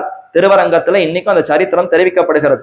திருவரங்கத்துல எம்பெருமான் நடழகு பிரசித்தமா வடக்கிலிருந்து நன்னா ஒரு அத்தியாபக சுவாமி எழுந்தருளினாராம். இப்படிதான் சொல்லி இருக்கு வியாக்கியானத்துல. வடக்கிலிருந்து போற பாடவல்லான் ஒருவன், நன்ன பாடவல்லவன்னா பாசுரங்கள் எல்லாம் நன்ன இசையோடு பாடக்கூடியவர்கள் தொண்ட மண்டலத்துலதான் நிறைய பேர் இருந்திருக்கா. அந்த காலத்திலேயே சோழ தேசம் தானே திருவரங்கம், அதற்கு வடக்குன்னு சொன்னா இந்த தொண்ட மண்டலம் தானே வடக்கு இருக்கிறது. அப்ப இந்த வடக்கு பக்கத்திலிருந்து அத்தியாபகர்கள் நன்ன இசையோடு இந்த திவ்ய பிரபந்தத்தை பாடக்கூடியவர்கள். அதுல யாரோ ஒரு சுவாமி திருவரங்கத்துல போய் பெருமான சேவிக்க போயிருக்கார். அந்த சமயத்துல ஒவ்வொன்னு பாசுரங்களை எல்லாம் நன்னா இசைத்து பெருமானுடைய அந்த சந்தோஷத்தை நிறைய வளர்த்தார். அவருடைய அந்த ஆனந்தத்தை மகிழ்ச்சியை வளர்க்குமா போல நிறைய பாசுரங்களை பாடி காண்பித்தார் இந்த சுவாமி. கேட்டவருக்கு பகு திருப்தி, பெருமாளுக்கு என்ன வேணுமோ கொடுக்கிறேன் என்ன பெருமாள் ரொம்ப ஆனந்தத்தோடு இருந்தார். உடனே அருகே அங்க இருந்தக்கூடிய அர்ச்சகர் அரையர் சுவாமி அவள்லாம் பிரார்த்தித்தாலாம், இவர் எங்கிருந்தோ வடக்கிருந்து வந்திருக்கார் உம்மை சேவிப்பதற்காக, நீர் ஒரு தடவை அவருக்காக நடையழக காட்ட வேண்டும், நீர் அவருடைய அந்த பாட்டை ஏத்துக்கொண்டீர், ரொம்ப சந்தோஷப்பட்டீருங்கிறத எப்படி வெளிப்படுத்தணும்னா அவருக்காக நாளடி நடந்து காண்பித்து நான் உம்மை அங்கீகரித்தேன், உம்முடைய பாட்டு மிகவும் சந்தோஷமா இருந்ததுன்னு அதை வெளிப்படுத்தணும் என்று சொல்ல, பெருமானும் உடனே அர்ச்சகர்களை கூப்பிட்டு 3 பேர் என்ன தூக்கிக்கோங்க, இதோ அவருக்கு முன்னாடி என்ன கைத்தலமா எழுந்தருள பண்ணுங்கள் என்ன ஆணையிட, உடனே 3 அர்ச்சகர்களும் கையில எழுந்தருள பண்ணி கொண்டு அவரை எதிரில் அப்படி நிற்க வச்சு இவருக்காக ஒரு 5 அடி அப்படி நடந்து காண்பித்து மீண்டும் தன்னுடைய ஆசனத்துக்கு திரும்பி வந்து ஆசனத்துல அமர்ந்தார். அப்புறம் கூப்பிட்டு தெரிவித்தாராம், இது போருமா, இது அவர் அங்கிருந்து வடக்கிருந்து புறப்பட்டு வந்தேர்னு சொன்னீரேன், அவ்வளவு தூரம் அவர் வந்ததுக்கு நான் இவ்வளவு தூரம் நடந்தது போருமா என்ன பெருமாள் கேட்க, ஆஹா இது என்ன சேவை என்ன சேவை என்ன சேவை, பரமாத்மா போய் ஒரு ஜீவாத்மாவின் இடத்துல இத்தனை ஒரு இரக்கத்தோடு இத்தனை கருணையோடு இப்படி நடையழக காட்டணும்னு உடனே நியமித்த உடனே தானும் அதை ஏற்றுக்கொண்டு இப்படி நடந்து காட்டுகிறாரு, என்ன ஆச்சரியம் என்று கொண்டாடி இப்பேற்பட்ட இந்த கருணை என்னென்ன அடியனுக்கு இருக்க வேண்டும்னு அவர் பிரார்த்தித்தார்னு சரித்திரம் தெரிவிக்கப்படுகிறது. அப்போ நம்பெருமாளே தன்னுடைய அடியவன் இடத்துல வசப்பட்டவனாய் நடந்து காட்டி இருக்கிறார். அதே மாதிரி நடையழக சேவிக்கணும்னு ஒரு ராஜா விஜயநகர அதாவது விஜயநகர ராஜாக்கள் விஜயரங்க சொக்கதேவர் என்ன ஒரு ராஜா, அவர் மைசூர்ல இருந்து கொண்டு ராஜ்யம் பார்த்து கொண்டிருந்தார். எம்பெருமானுடைய இந்த நடையழக சேவிக்க வேணும். அதுவும் கைசிக துவாதசி அன்றைய தினம் பெருமாள் புறப்பட்டு சன்னதிக்கு எழுந்துள்ளும் பொழுது பச்சை கற்பூர படியேற்றம்னு ஒண்ணு நடக்கும். படியேற்றம், படி வரிசையா 5-6 படிகள், பெருமானுடைய பெருமகளை எல்லாம் சொல்லி அவர் அசைந்து அசைந்து அந்த படி மேல ஏறுவார். அப்படி எழுந்தருள சமயத்துல பக்கத்துல இருக்கக்கூடிய பிரச்சாரகர்கள் நிறைய பச்சை கற்பூரத்தை பொடி பண்ணி வைத்து கொண்டு அந்த துதி சொல்லி பெருமையை சொல்லி பெருமாள் அப்படி மேல ஒசரமா எழுந்தருளுகிற சமயத்துல தூவர்களாம். 2 பக்கத்துல பிரச்சாரகர்கள் பச்சை கற்பூர படி அப்படி தூவ அந்த சந்தோஷமா அவர் பேர்ல விழ அந்த ஆனந்தத்தோடு பெருமான் படியேறி உள்ள எழுந்தருளுகிறார். இந்த சேவையை சேவிக்க வேண்டும் என்பதற்காக அன்றைய தினம் அந்த விஜயரங்க சொக்கதேவருங்கிறவர் வந்தார். ஆனா சற்று தாமதமா வந்துட்டார். பெருமாள் உள்ள புறப்பட்டு எழுந்தருளி விட்டார். போய் அர்ச்சகர் இடத்துல பிரார்த்தித்தாராம், நான் ரொம்ப தூரத்துல இருந்து வந்திருக்கேன், ஒரு தடவை எனக்கு பெருமாள் மீண்டும் கொஞ்சம் கீழே இறக்கி இன்னொரு தடவை இந்த சேவையை காட்ட முடியுமா என்று சொல்ல, நீ எப்பேற்பட்ட ராஜாவா இருந்தாலும் இவர் உலகத்துக்கே சக்கரவர்த்தி, நித்தியசூரிகள் வைகுந்தத்துக்கே நாதனா இருக்கக்கூடியவர், அப்படியெல்லாம் மாத்திக்க மாட்டார், நீர் வேணும்னா இன்னும் 1 வருஷம் இருந்து அடுத்த வருஷம் கைசிக துவாதசி வரும்பொழுது சேவிக்க வேண்டும் என்று சொல்ல, உடனே அந்த ராஜாவும் ராஜ்ய காரியத்தை எல்லாம் விட்டு திருவரங்கத்திலேயே தங்கி இருந்து அடுத்த கைசிக துவாதசி வந்து பெருமாள் எழுந்தருள வரைக்கும் இருந்து அவருடைய நடையழக சேவித்து, ஆஹா பெற்றேன், பெரிய பாக்கியம், பெருமாள் இப்படி அனுகிரகித்தாரே, இந்த 1 வருஷம் இந்த திவ்யதேச வாசம் நமக்கு கிட்டியதேன்னு சந்தோஷத்தோடு இருந்து சேவித்து போனார் என்ன சரித்திரம். அதனால தான் இன்னைக்கும் திருவரங்கம் கோவிலுக்குள்ள போனா இடது பக்கம் பார்த்தா உள்ள கர்ப்ப கிரகத்துக்கு போறதுக்கு முன்னாடி அந்த மண்டபத்துல இடது பக்கம் இந்த விஜயநகர அதாவது விஜயரங்க சொக்கதேவர் அவருடைய மனைவி அவருடைய குடும்பத்தாருக்கெல்லாம் தந்தத்தினால யானையினுடைய தந்தத்தினால சிலை வைத்திருக்கிறார்கள். எதுக்குன்னா அவர் பெருமானுடைய சேவைக்காக தன்னுடைய ராஜ்யத்தை கூட துறந்து 1 வருஷம் நான் இருந்து சேவித்து விட்டுதான் போவேன் என்று உறுதியோடு இருந்தாரா, அதனால வருஷம் முழுக்க நீ இந்த சிலை வடிவத்துல இருந்து கொண்டு எப்பொழுதெல்லாம் நான் புறப்பட்டு நடந்து வருகிறோனோ நீ சேவித்துக் கொள்ளலாம் என்ன பெருமாள் அவரை சிலை வடிவத்திலேயே அவ்விடத்தில் நிறுத்தி சேவை கொடுக்கிறார் என்ன சரித்திரம். இப்படியெல்லாம் அடியார்கள் இடத்துல வசப்பட்டவனாய் எம்பெருமான் பல தடவை நடையழக காட்டியிருக்கிறான். இப்ப கோபிமார்கள் இத்தனை காதலிகள் வந்து பிரார்த்தித்தா பெருமாள் முடியாதுன்னு நான் சொல்லுவார், அப்படி நடந்து காட்டினாராம். இந்த நடையழக சேவித்த உடனே ஐயோ இந்த திருவடிகளுக்கு ஒண்ணு இருக்கக்கூடாதே என்றுதான் பல்லாண்டு பாடுகிறார். இந்த பாசுரத்துல பார்த்தால் 5 வரிகள் திருவடிகளுக்கே அமைந்திருக்கக்கூடிய பல்லாண்டு. ஆனா நேர கண்ணனுக்குன்னு பல்லாண்டு பாடுறாளான்னா இவர்தான் பெரியாழ்வார் வயிற்றுல பிறந்தவர் ஆயித்தே, அப்ப நேர கண்ணனுக்குன்னு பாடிவிட்டால் அப்படி பாட முடியாது. ஏன்னா ஊரார்கள் எல்லாம் இப்ப என்னன்னு சொல்லி நோன்பு நோக்கிறதுக்கு அனுமதி கொடுத்திருக்கா, மழை பெய்ய வேண்டும், கிருஷ்ணன் உங்களுக்கு உதவுவான், நீங்கள்லாம் சேர்ந்து யமுனா நதிக்கரையில போய் நோன்பு நோருங்கள் என்றுதான் அனுமதிச்சிருக்கா. இப்ப இவர்களெல்லாம் வெறும் கிருஷ்ணனுக்கே பாடிக்கொண்டிருந்தால் இப்ப ஊரார்களுக்கெல்லாம் தெரிஞ்சு போயிடும், ஓ இந்த பெண்கள்லாம் நோன்பு நோக்கல கிருஷ்ணனோட சேர்ந்து அனுபவிக்கணும்னு தான் வந்திருக்கா, நம்ம இடத்துல எதையோ ஒண்ணு சொல்லிட்டு கடைசியில அவ இஷ்டத்துக்கு வந்திருக்காளான்னு ஊரார்கள்லாம் திரும்பி பிரிச்சிருவாளாம். அப்ப அவளை நம்ப வைக்கணுங்கிறதுக்காக நாங்கள்லாம் ராமனுக்கு பல்லாண்டு பாடுறோம், நாங்கள் எங்கேயோ திருவிக்கிரம அவதாரத்துக்கு பல்லாண்டு பாடுறோம்னு முதல்ல ஆரம்பிக்கிறச்ச அந்த அவதாரங்களை எல்லாம் சொல்லி இடையிடையே கண்ணனுடைய அவதாரத்தையும் சேர்த்து சொல்லி கண்ணனுக்கு பல்லாண்டு பாடுகிறார்கள். ஏன்னா இந்த கண்ணன் தானே நோன்புக்கு உபகரணங்களை கொடுக்கிறார், அதனால இவரும் சௌக்கியமா இருக்கணும், மேலும் நோன்புக்குரிய தேவதையான பரமாத்மா ஸ்ரீமன் நாராயணன் அவரும் சௌரியமா இருக்கணும் என்று இருவருக்குமாக அந்த எம்பெருமானுடைய அந்த நாமங்களை சொல்லி பெருமைகளை சொல்லி பல்லாண்டு பாடுகிறார். மேலும் இது எதை போலேன்னா கதே ஜலே சேது பந்தனத்தை போலே. சேது பந்தனம்னா அணை கட்டுவது, கதே ஜலேனா வெள்ளமே அடித்து போன பிற்பாடு அணை கட்டி என்ன பிரயோஜனம்? நதியில வெள்ளம் பெருக்கெடுத்து வருது, அந்த வெள்ளமே வடிஞ்சு போனதுக்கு அப்புறம் அணை கட்டி என்ன பிரயோஜனம்? முன்னாடி அணை கட்டி இருந்தால் அந்த வெள்ள நீர் அதுல தேங்கி ஊருக்கு பயன்படும். ஆனா வெள்ளம் எல்லாம் அடித்து எல்லாம் தரையே காஞ்சி போச்சு, இனிமே போய் அணை கட்டுறேன்னா ஒன்னும் பிரயோஜனம் இல்லையே. அந்த மாதிரி என்றோ முடிந்த சரித்திரங்களை மனசுல ஒரு தடவை நினைத்து கொண்டு வயிறு எறிந்து ஐயோ இப்படி நடந்திருக்கானே, இப்படி பண்ணிருக்காரு அந்த பெருமாள், அந்த சமயத்துல யாருமே அவருக்கு பல்லாண்டு பாடலையே, என்னத்தை தான் நினைத்து கொண்டு அதைக்கு ஒரு குறைய நீக்குமா போல இப்பொழுது பல்லாண்டு பாடுகிறாராம். இதே மாதிரிதான் பெரியாழ்வாரும் எப்பயோ முடிந்த சரித்திரங்கள் நினைத்து பல்லாண்டு பாடுகிறார். அது மாதிரி இப்ப ஆண்டாளும் முடிந்த சரித்திரங்களை சொல்லி பல்லாண்டு பாடுகிறாள். அன்றி உலகம் அளந்தாய் அடி போற்றி. என்றோ ஒரு நாள் அந்த மகாபலியினுடைய அந்த யஜ்ஞவாட்டத்திற்கு சென்று அவனிடத்துல யாச்சகம் பெற்று பிச்சை வாங்கி பிச்சை ஏற்று அந்த மொத்த நிலத்தையும் வாங்கி கொண்டார். வாங்கின சமயத்துல இந்த பெரிய உலகத்தை ஓங்கி உலக அளந்தாரா, பெரிய உருவத்தை எடுத்துக்கொண்டு அளந்தாரே. அன்று இவ்வுலகம் அளந்தாய் அடி போற்றி என்று. அன்று மகாபலியால் அபகரிக்கப்பட்ட உலகம் நோவுபட்டு கிடந்த அன்று, அன்றைய தினம் எம்பெருமான் போய் உலகத்தை எல்லாம் மீட்டு மீண்டும் இந்திரனுக்கு கொடுக்கணும். அவனுடைய சொத்து எல்லாமே எம்பெருமானுடைய சொத்து தான். ஏதோ இந்திரனை படைச்சு நீ இந்த உலகத்தை பார்த்துக்கோன்னு அவனிடத்துல ஒப்படைச்சிருக்கார் பெருமாள். இப்ப தேவேந்திரனான இந்திரனிடத்துல இருந்து மகாபலி தான் அபகரிச்சுட்டான். நான் தான் இனிமே இந்த உலகத்துக்கெல்லாம் உடைமை, நான் தான் ராஜா, இது என்னுடைய உடைமைன்னு தான் அபகரிக்க பார்த்தான். அந்த சமயத்துல தேவேந்திரன் வந்து பிரார்த்திக்க, சரி தன்னுடைய பெருமையும் பாராமல் மகாபலியிடத்துல இருக்கக்கூடிய குணம், அவன் எவ்வளவு வள்ளல் தன்மையோடு கூடியிருக்கிறான், இந்த நல்ல குணத்தை நம்ம கெடுக்க கூடாது.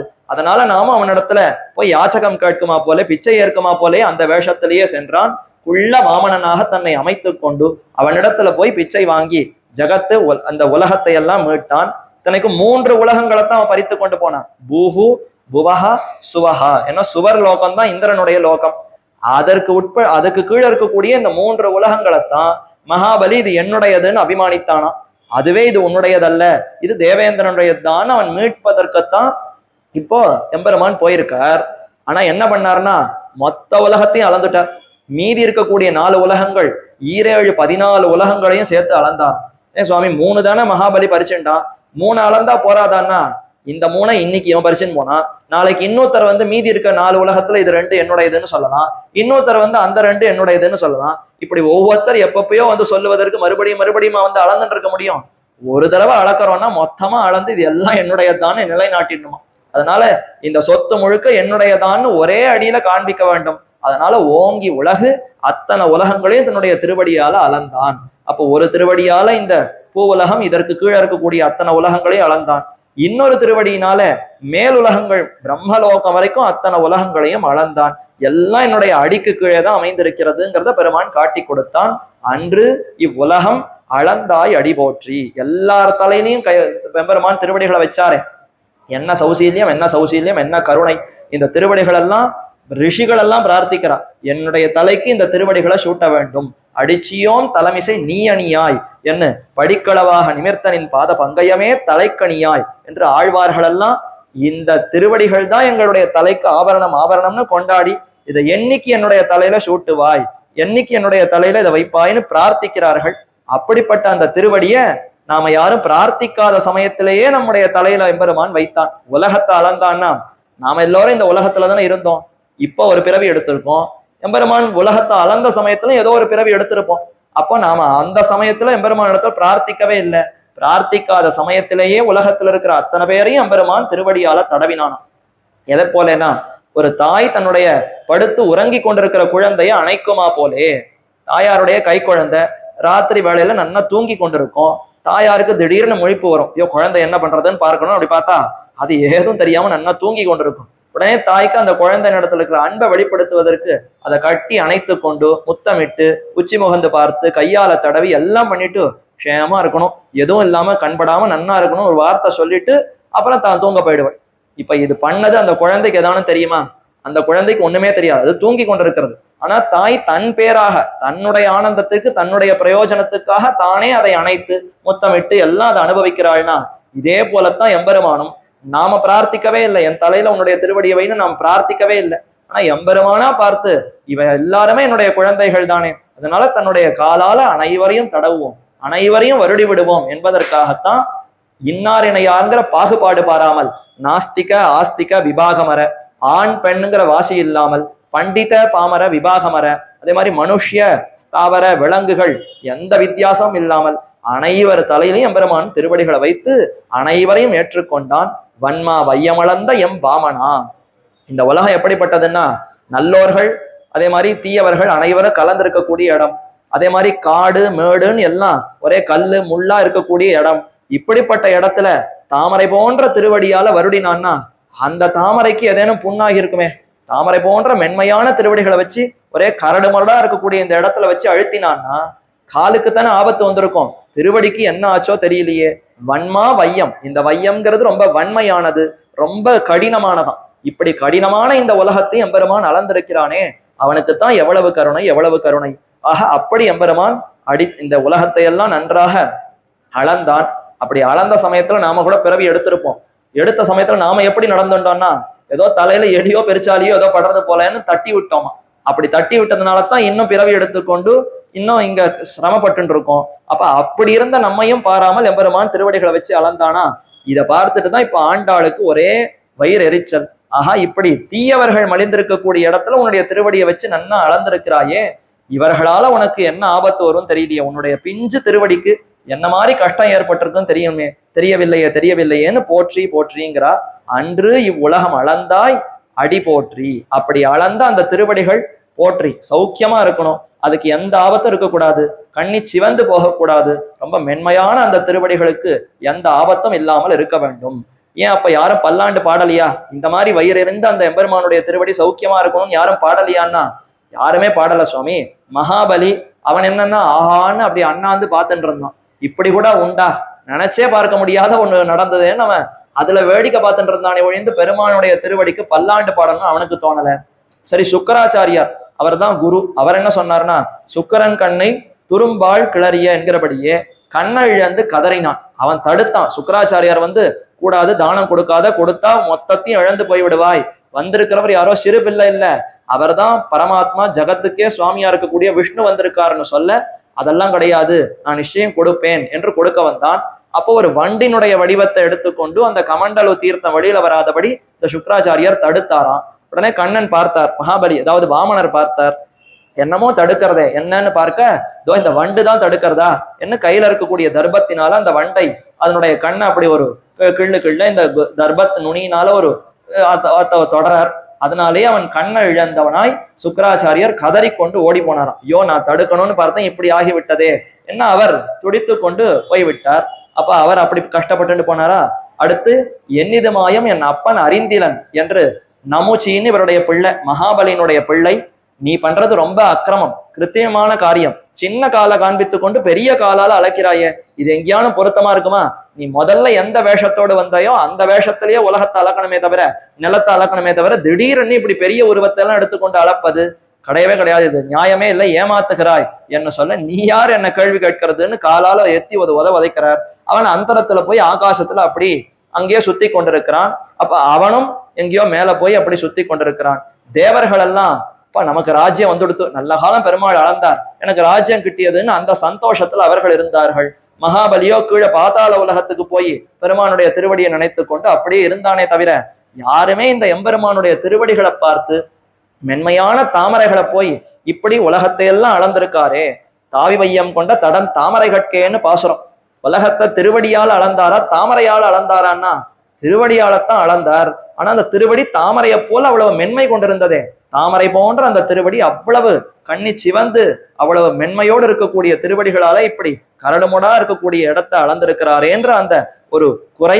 அதனால தான் இப்ப பல்லாண்டு பாடுகிறார்கள், செவ்வடி செவ்வி திருக்காப்பு. பெரியாழ்வார் பாடினாரே, பெருமானுடைய அந்த செவ்வடி அழகான சிவந்திருக்கக்கூடிய திருவடி, அதுல இருக்கக்கூடிய சிகப்பு தன்மை கூட மாறக்கூடாது, கொஞ்சம் கூட சிகப்பு தன்மை மாறாமல் எப்பொழுதும் அந்த திருவடியில இந்த தன்மை சேர்ந்திருக்க வேண்டும். செவ்வடி திருக்காப்பு என்று பல்லாண்டு பாடினார். அதனால தான் இவளும் திரு உலக அளந்தருளின போது 2 அடி இட்டன்றோ இட்டது, இப்போது எங்களுக்காக 18 அடி இடுவதே. அன்னைக்கு உலகத்தை அளந்த சமயத்துல கூட இருந்த இடத்துலயே ஒரு அடியினால மொத்தத்தையும் அளந்துட்டார், இன்னொரு அடியினால மேல இருக்கக்கூடிய உலகங்கள் எல்லாம் அளந்துட்டார். அப்ப 2 அடியில எல்லாம் முடிஞ்சு போச்சு. ஆனா இன்னைக்கு கோபிமார்கள் நாங்கள் வந்து பிரார்த்தித்த உடனே 10 அடி நடந்துட்டாராம். தன்னுடைய இருப்பிடத்திலிருந்து பள்ளி அறையிலிருந்து எழுந்து சிம்மாசனத்துக்கு வருவதற்கு அந்த தூரத்துக்கு 18 அடி நடந்து வந்துட்டாரே. இது இப்படி நாங்க நடக்க வச்சுட்டோமே. அன்னைக்கு மகாபலியினுடைய யஜ்ஞவாடத்துல கூட பெருமாள் 2 அடி தான் நடந்தார். அதுவே ரொம்ப கண்ணி சிவந்து விடுமா போல அந்த திருவடிக்கு ஒரு பெரிய சிரமம் ஏற்பட்டது.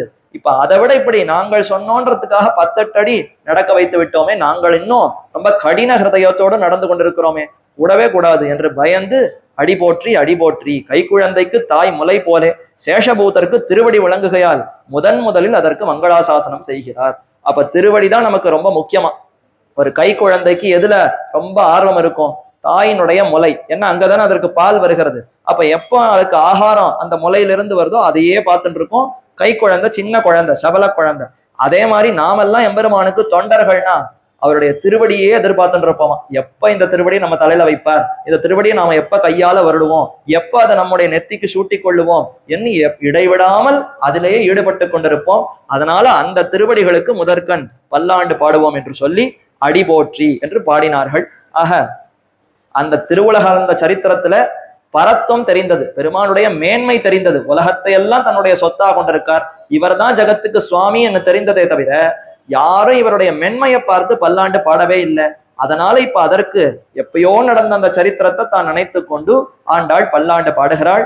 சரி, அப்படி பல்லாண்டு பாடினத்தோடு நிறுத்திக்கலாமே. அன்னி உலகம் அளந்தாய் அடி போற்றின்னு ஒரு சரித்திரத்துக்கு பல்லாண்டு பாடினார், போருமான்னா அதுக்கப்புறம் இன்னொரு சரித்திரம் நடந்தது.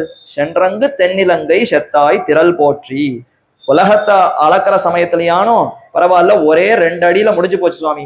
ஆனா இந்த ராவணன் ஒரு அரக்கனை அழிப்பதற்காக எங்கேயோ வடக்க அயோத்தி தொடங்கி திருப்புல்லானி சேதுக்கரை வரைக்கும் நடந்து மேல கடலை அடைத்து பாலத்திலையும் நடந்து போய் லங்கைக்கு போய் அங்க அவனோட ஒரு வாரம் யுத்தம் செய்து இவ்வளவு படாதன பட்டிருக்காரு. 14 வருஷம் எம்பெருமான் நடையா நடந்து எவ்வளவு சிரமப்பட்டிருப்பார். மெல்லடிக்கள் புருதி சோர பரல் பாய மெல்லடிக்கள் புருதி சோரன்னு குலசேகர ஆழ்வார் வருந்துகிறார். ரொம்ப மென்மையான அடிகள் ராமருடைய திருவடிகள்.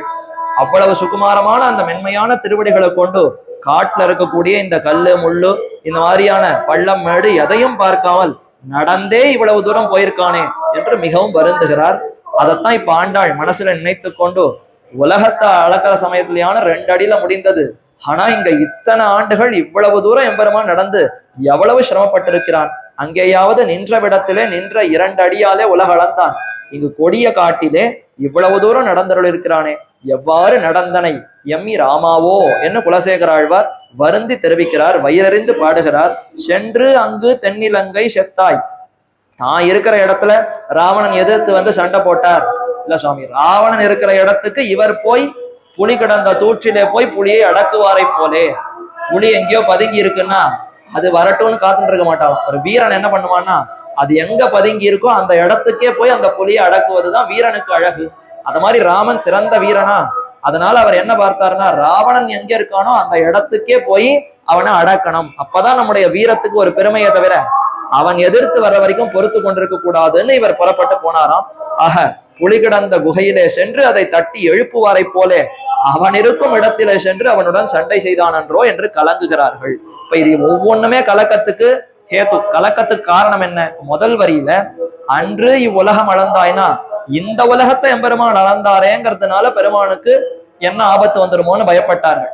ஒருவேளை வைகுந்தத்தை அளந்தால் அது அப்ராகிருதமான திவ்யமான அச்சேத்து, அப்ராகிருதமான தேசத்தை அளந்தால் பெருமானுடைய திருவடிக்கு அந்த ஆபத்து வந்திருக்காது. ஆனா இது பிராகிருதம், ரொம்ப தாழ்ந்த இந்த உலகத்தை எம்பெருமான் அளந்தாரே, அவருக்கு என்ன ஆபத்து ஏற்பட்டிருக்குமோன்னு கலங்கி பல்லாண்டு பாடினார்கள். அடுத்து சென்று அங்கு தென்னிலங்கைனா செல்லணுமா சுவாமி, தான் இருக்கிற இடத்துல இருந்து கொண்டு ராவணன் அழியட்டும்னு ஒரு சங்கல்பத்தினால அழியறத விட்டுட்டு அவனோடு நேர போய் யுத்தம் செய்யணுங்கிறதுக்காக இவ்வளவு தூரம் நடந்து சென்றிருக்கிறாரே, இது எங்கேயானோ நடக்கக்கூடிய விஷயமா? இப்படி பெருமாள் நடப்பரா? அவருடைய திருமேனியை கூட அவர் பார்த்து கொள்ளவில்லையே. லங்கைக்கு அரணாக வைத்த கரதூஷணாதிகள் கடக்க ஒண்ணாத கடல் இவை எல்லாவற்றையும் கடந்து சரி நடந்து போனார்னா நம்ம கூட பாத யாத்திரைன்னு போறோம். எங்க ஆரம்பிச்சோமோ 5 நாள்ல போய் சேர்ந்துடுவோம். 5 நாளோ 10 நாளோ நம்முடைய இலக்குக்கு போய் சேர்ந்துடுவோம். அந்த மாதிரி இவர் போனாரான்னா போகிற வழியெல்லாம் எத்தனை பேரோடு சண்டை. தண்டகாரண்யத்துல எத்தனையோ ரிஷிகளுக்கு ஆபத்து கொடுத்து கொண்டிருந்த அரக்கர்களோடு சண்டை. சூர்பனகை வந்து காதுமூருக்கு அறுபட்டு போன உடனே அவ போய் அரக்கர்களுடைய அந்த சேனையெல்லாம் திரட்டி கொண்டு வர 14,000 அரக்கர்களோடு ஒரே சண்டை. அதுக்கப்புறம் மீண்டும் கடலை அடைக்கணும். அதற்கு என்ன பண்றதுன்னு வானரங்கள் எல்லாம் வைத்துக்கொண்டு சமுத்திரத்துல சரணாகதி பண்ணி கல்லெல்லாம் போட்டு கடலை அடைத்து அணை கட்டி அதற்கு மேல நடந்து போகிறாருன்னா, இவ்வளவெல்லாம் சிரமப்பட்டு நாம எங்கேயும் பாத யாத்திரை போனதா தெரியாது. ஏற்கனவே பாதை போட்டு வச்சிருப்பா, அதுல நடந்து போயிட்டு வந்துருவோம். ஆனா இவர் பாதையும் போட்டுக்கொண்டு அதற்கு மேல நடந்தும் சென்று அங்க போய் யுத்தமும் செய்து இத்தனையும் செய்கிறாருன்னா, இதெல்லாம் யார் செய்யறா?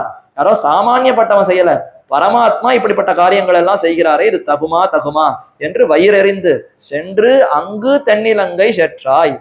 அந்த இடத்துக்கு போய் இப்படி எம்பெருமான் சண்டையிட்டு இருக்கிறானே.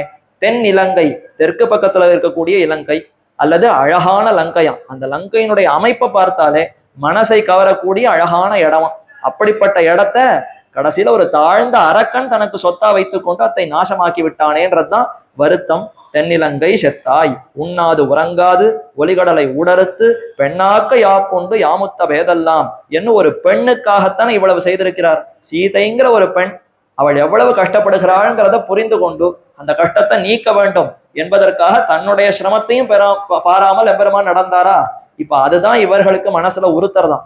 ஒரு பெண்ணுக்காக அப்படி எம்பெருமான் இவ்வளவு சிரமப்பட்டானே, 5 லட்சம் குடியில இருக்கிற பெண்கள் நாங்கள் இத்தனை பேர் சேர்ந்து வந்திருக்கிறோமே என்று நமக்காக பெருமாள் இப்படி 18 அடி மீண்டும் நடந்து விட்டாரே, இது என்னன்னு அதற்கு கலங்கி சென்றங்கு தென்னிலங்கை செத்தாய் திரள் போற்றி. உன்னுடைய திரள்னா நல்ல அவருக்கு இருக்கக்கூடிய சக்தி சாமர்த்தியம், விராட்டிக்காக இப்பாடுபட்ட உன் பலத்திற்கு ஒரு தீங்கு வாராது இருக்க வேண்டும்.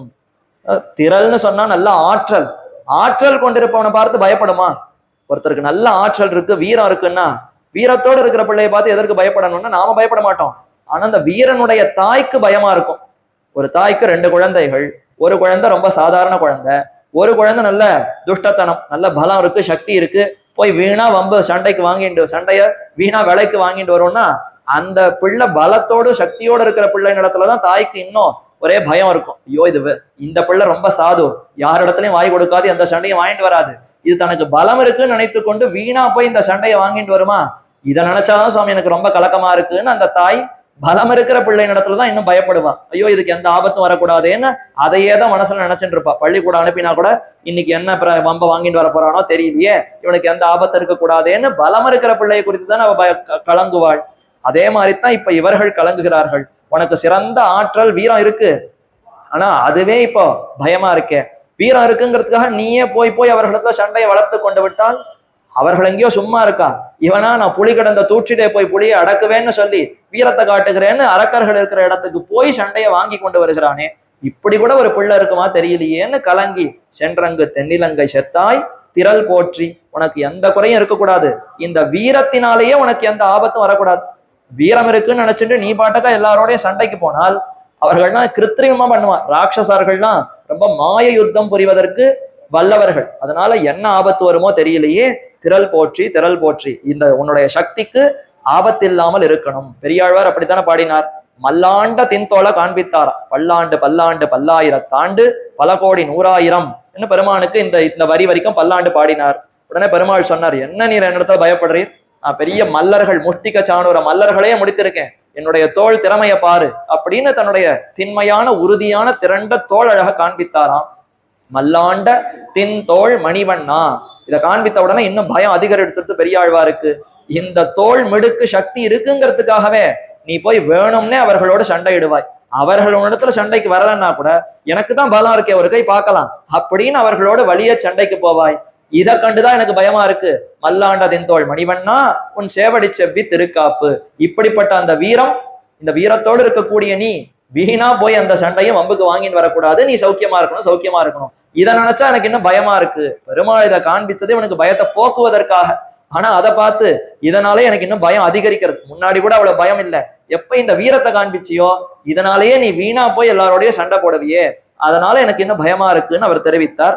அதே போலத்தான் ஆண்டாளம் தெரிவிக்கிறாள், திரள் போற்றி அடி போற்றி என்ற இவர்களுக்கு தன் திரளை அறிவிக்க முதல் வரியில அடி போற்றின்னு திருவடிகளை காண்பித்தாரா. ஒன்னும் பயப்பட வேண்டாம், எனக்கு இருக்கிற சக்தியை பாரு, நான் போய் ராவணனையே முடித்து விட்டு வந்திருக்கிறேன்னு காட்டின உடனே உன் சக்தியை தான் எனக்கு தெரியுமே, உனக்கு சக்தி இருக்குங்கிறதுக்காக நீயே வலிய சென்று போய் சண்டை போட்டு இருக்கிறாய், இதெல்லாம் கூடுமா, இப்படி எல்லாம் செய்யக்கூடாது, திரள் போற்றி திரள் போற்றின்னு பல்லாண்டு பாடுகிறார்கள். கல்லாதவர் இலங்கை கட்டழித்த காக்குத்தனல்லால் ஒரு தெய்வம் யானிலேன், பொல்லாத தேவரை தேவரல்லாரை திருவில்லா தேவரை தேரேன் மின் தேவுன்னு நான்முகன் திருவந்தாதியில பாசுரம். இந்த ராமபிரான அவர் எப்படி கொண்டாடுகிறார்னா, கல்லாதவர் இலங்கை கட்டழித்த காக்குத்தனல்லால் ஒரு தெய்வம் யானிலேன், அந்த இலங்கைக்கு அதிபதியா இருக்கக்கூடிய ராவணனை அழித்து லங்கையை அழித்து ஒண்ணும் இல்லாதபடி ஆக்கின ராமன் இருக்காரே, இவர்தான் தெய்வம் பராத்பரன் என்று நான் அறிந்தேன் என்று இப்படி அறிந்தார்கள் ஆழ்வார்கள். சிலையினால் இளங்கசத்த தேவனே தேவனாவான். தொண்டரடிப்பொடியாழ்வார் தெரிவிக்கிறார். யாரு தெய்வம் தெரியுமா? யாரு தன்னுடைய ஒரு வில்ல அம்பினாலேயே லங்கையை அழித்து அசுரர்களை எல்லாம் முடித்தானோ அவன்தான் தேவர்களுக்கெல்லாம் தேவன் என்ன. இப்படி ஆழ்வார்கள் எல்லாம் அவனுடைய பெரு மேன்மை பரத்வத்தை கொண்டாடினார்களே தவிர, ஐயோ இப்படி ராமன் போய் தன்னுடைய மென்மையை பாராமல் இப்படி சண்டையெல்லாம் போட்டிருக்காரு, இவருக்கு ஆபத்து இல்லாமல் இருக்கணுமேன்னு வயிறிருந்து பல்லாண்டு பாடுவதற்கு யாரும் வரலையாம். அந்த கவலையை போக்குவதற்காகத்தான் இப்ப ஆண்டாள் என்ன தெரிவிக்கிறார்னா, உனக்கு பல்லாண்டு பல்லாண்டு சென்றங்கு தென்னிலங்கை செத்தாய் திரள் போற்றி என்று இவனே பரன் என்று நிர்ணயித்தனர் பலரும். ஆனா இவன் பரமாத்மாவா இருந்தா கூட இவனுடைய மென்மை என்னாவது, அவனுடைய அந்த மென்மை அழகு இதற்கு எந்த குறையும் இல்லாமல் இருக்கணுமே, இப்படியெல்லாம் செய்யாதே இவனுடைய திரளுக்கு பல்லாண்டு பாடுகிறாள் பெரியாழ்வார் பெற்றெடுத்தவள் ஆகையாலே. கற்பாரி ராமபிரானையல்லால் மற்றும் கற்பரோ என்று இன்னமுதே ராகவனே என்று இவனுடைய போக்கியத்தையிலே ஈடுபட்டவர்களும் உண்டு. நம்மாழ்வார் ஈடுபடுறார். இவரை தவிர வேற யாரானையும் நம்ம கற்க முடியுமா? அனுபவிக்கணும்னா ராமர் தான் என்று அனுபவமாக பார்த்தனர் அத்தனை பேரும்.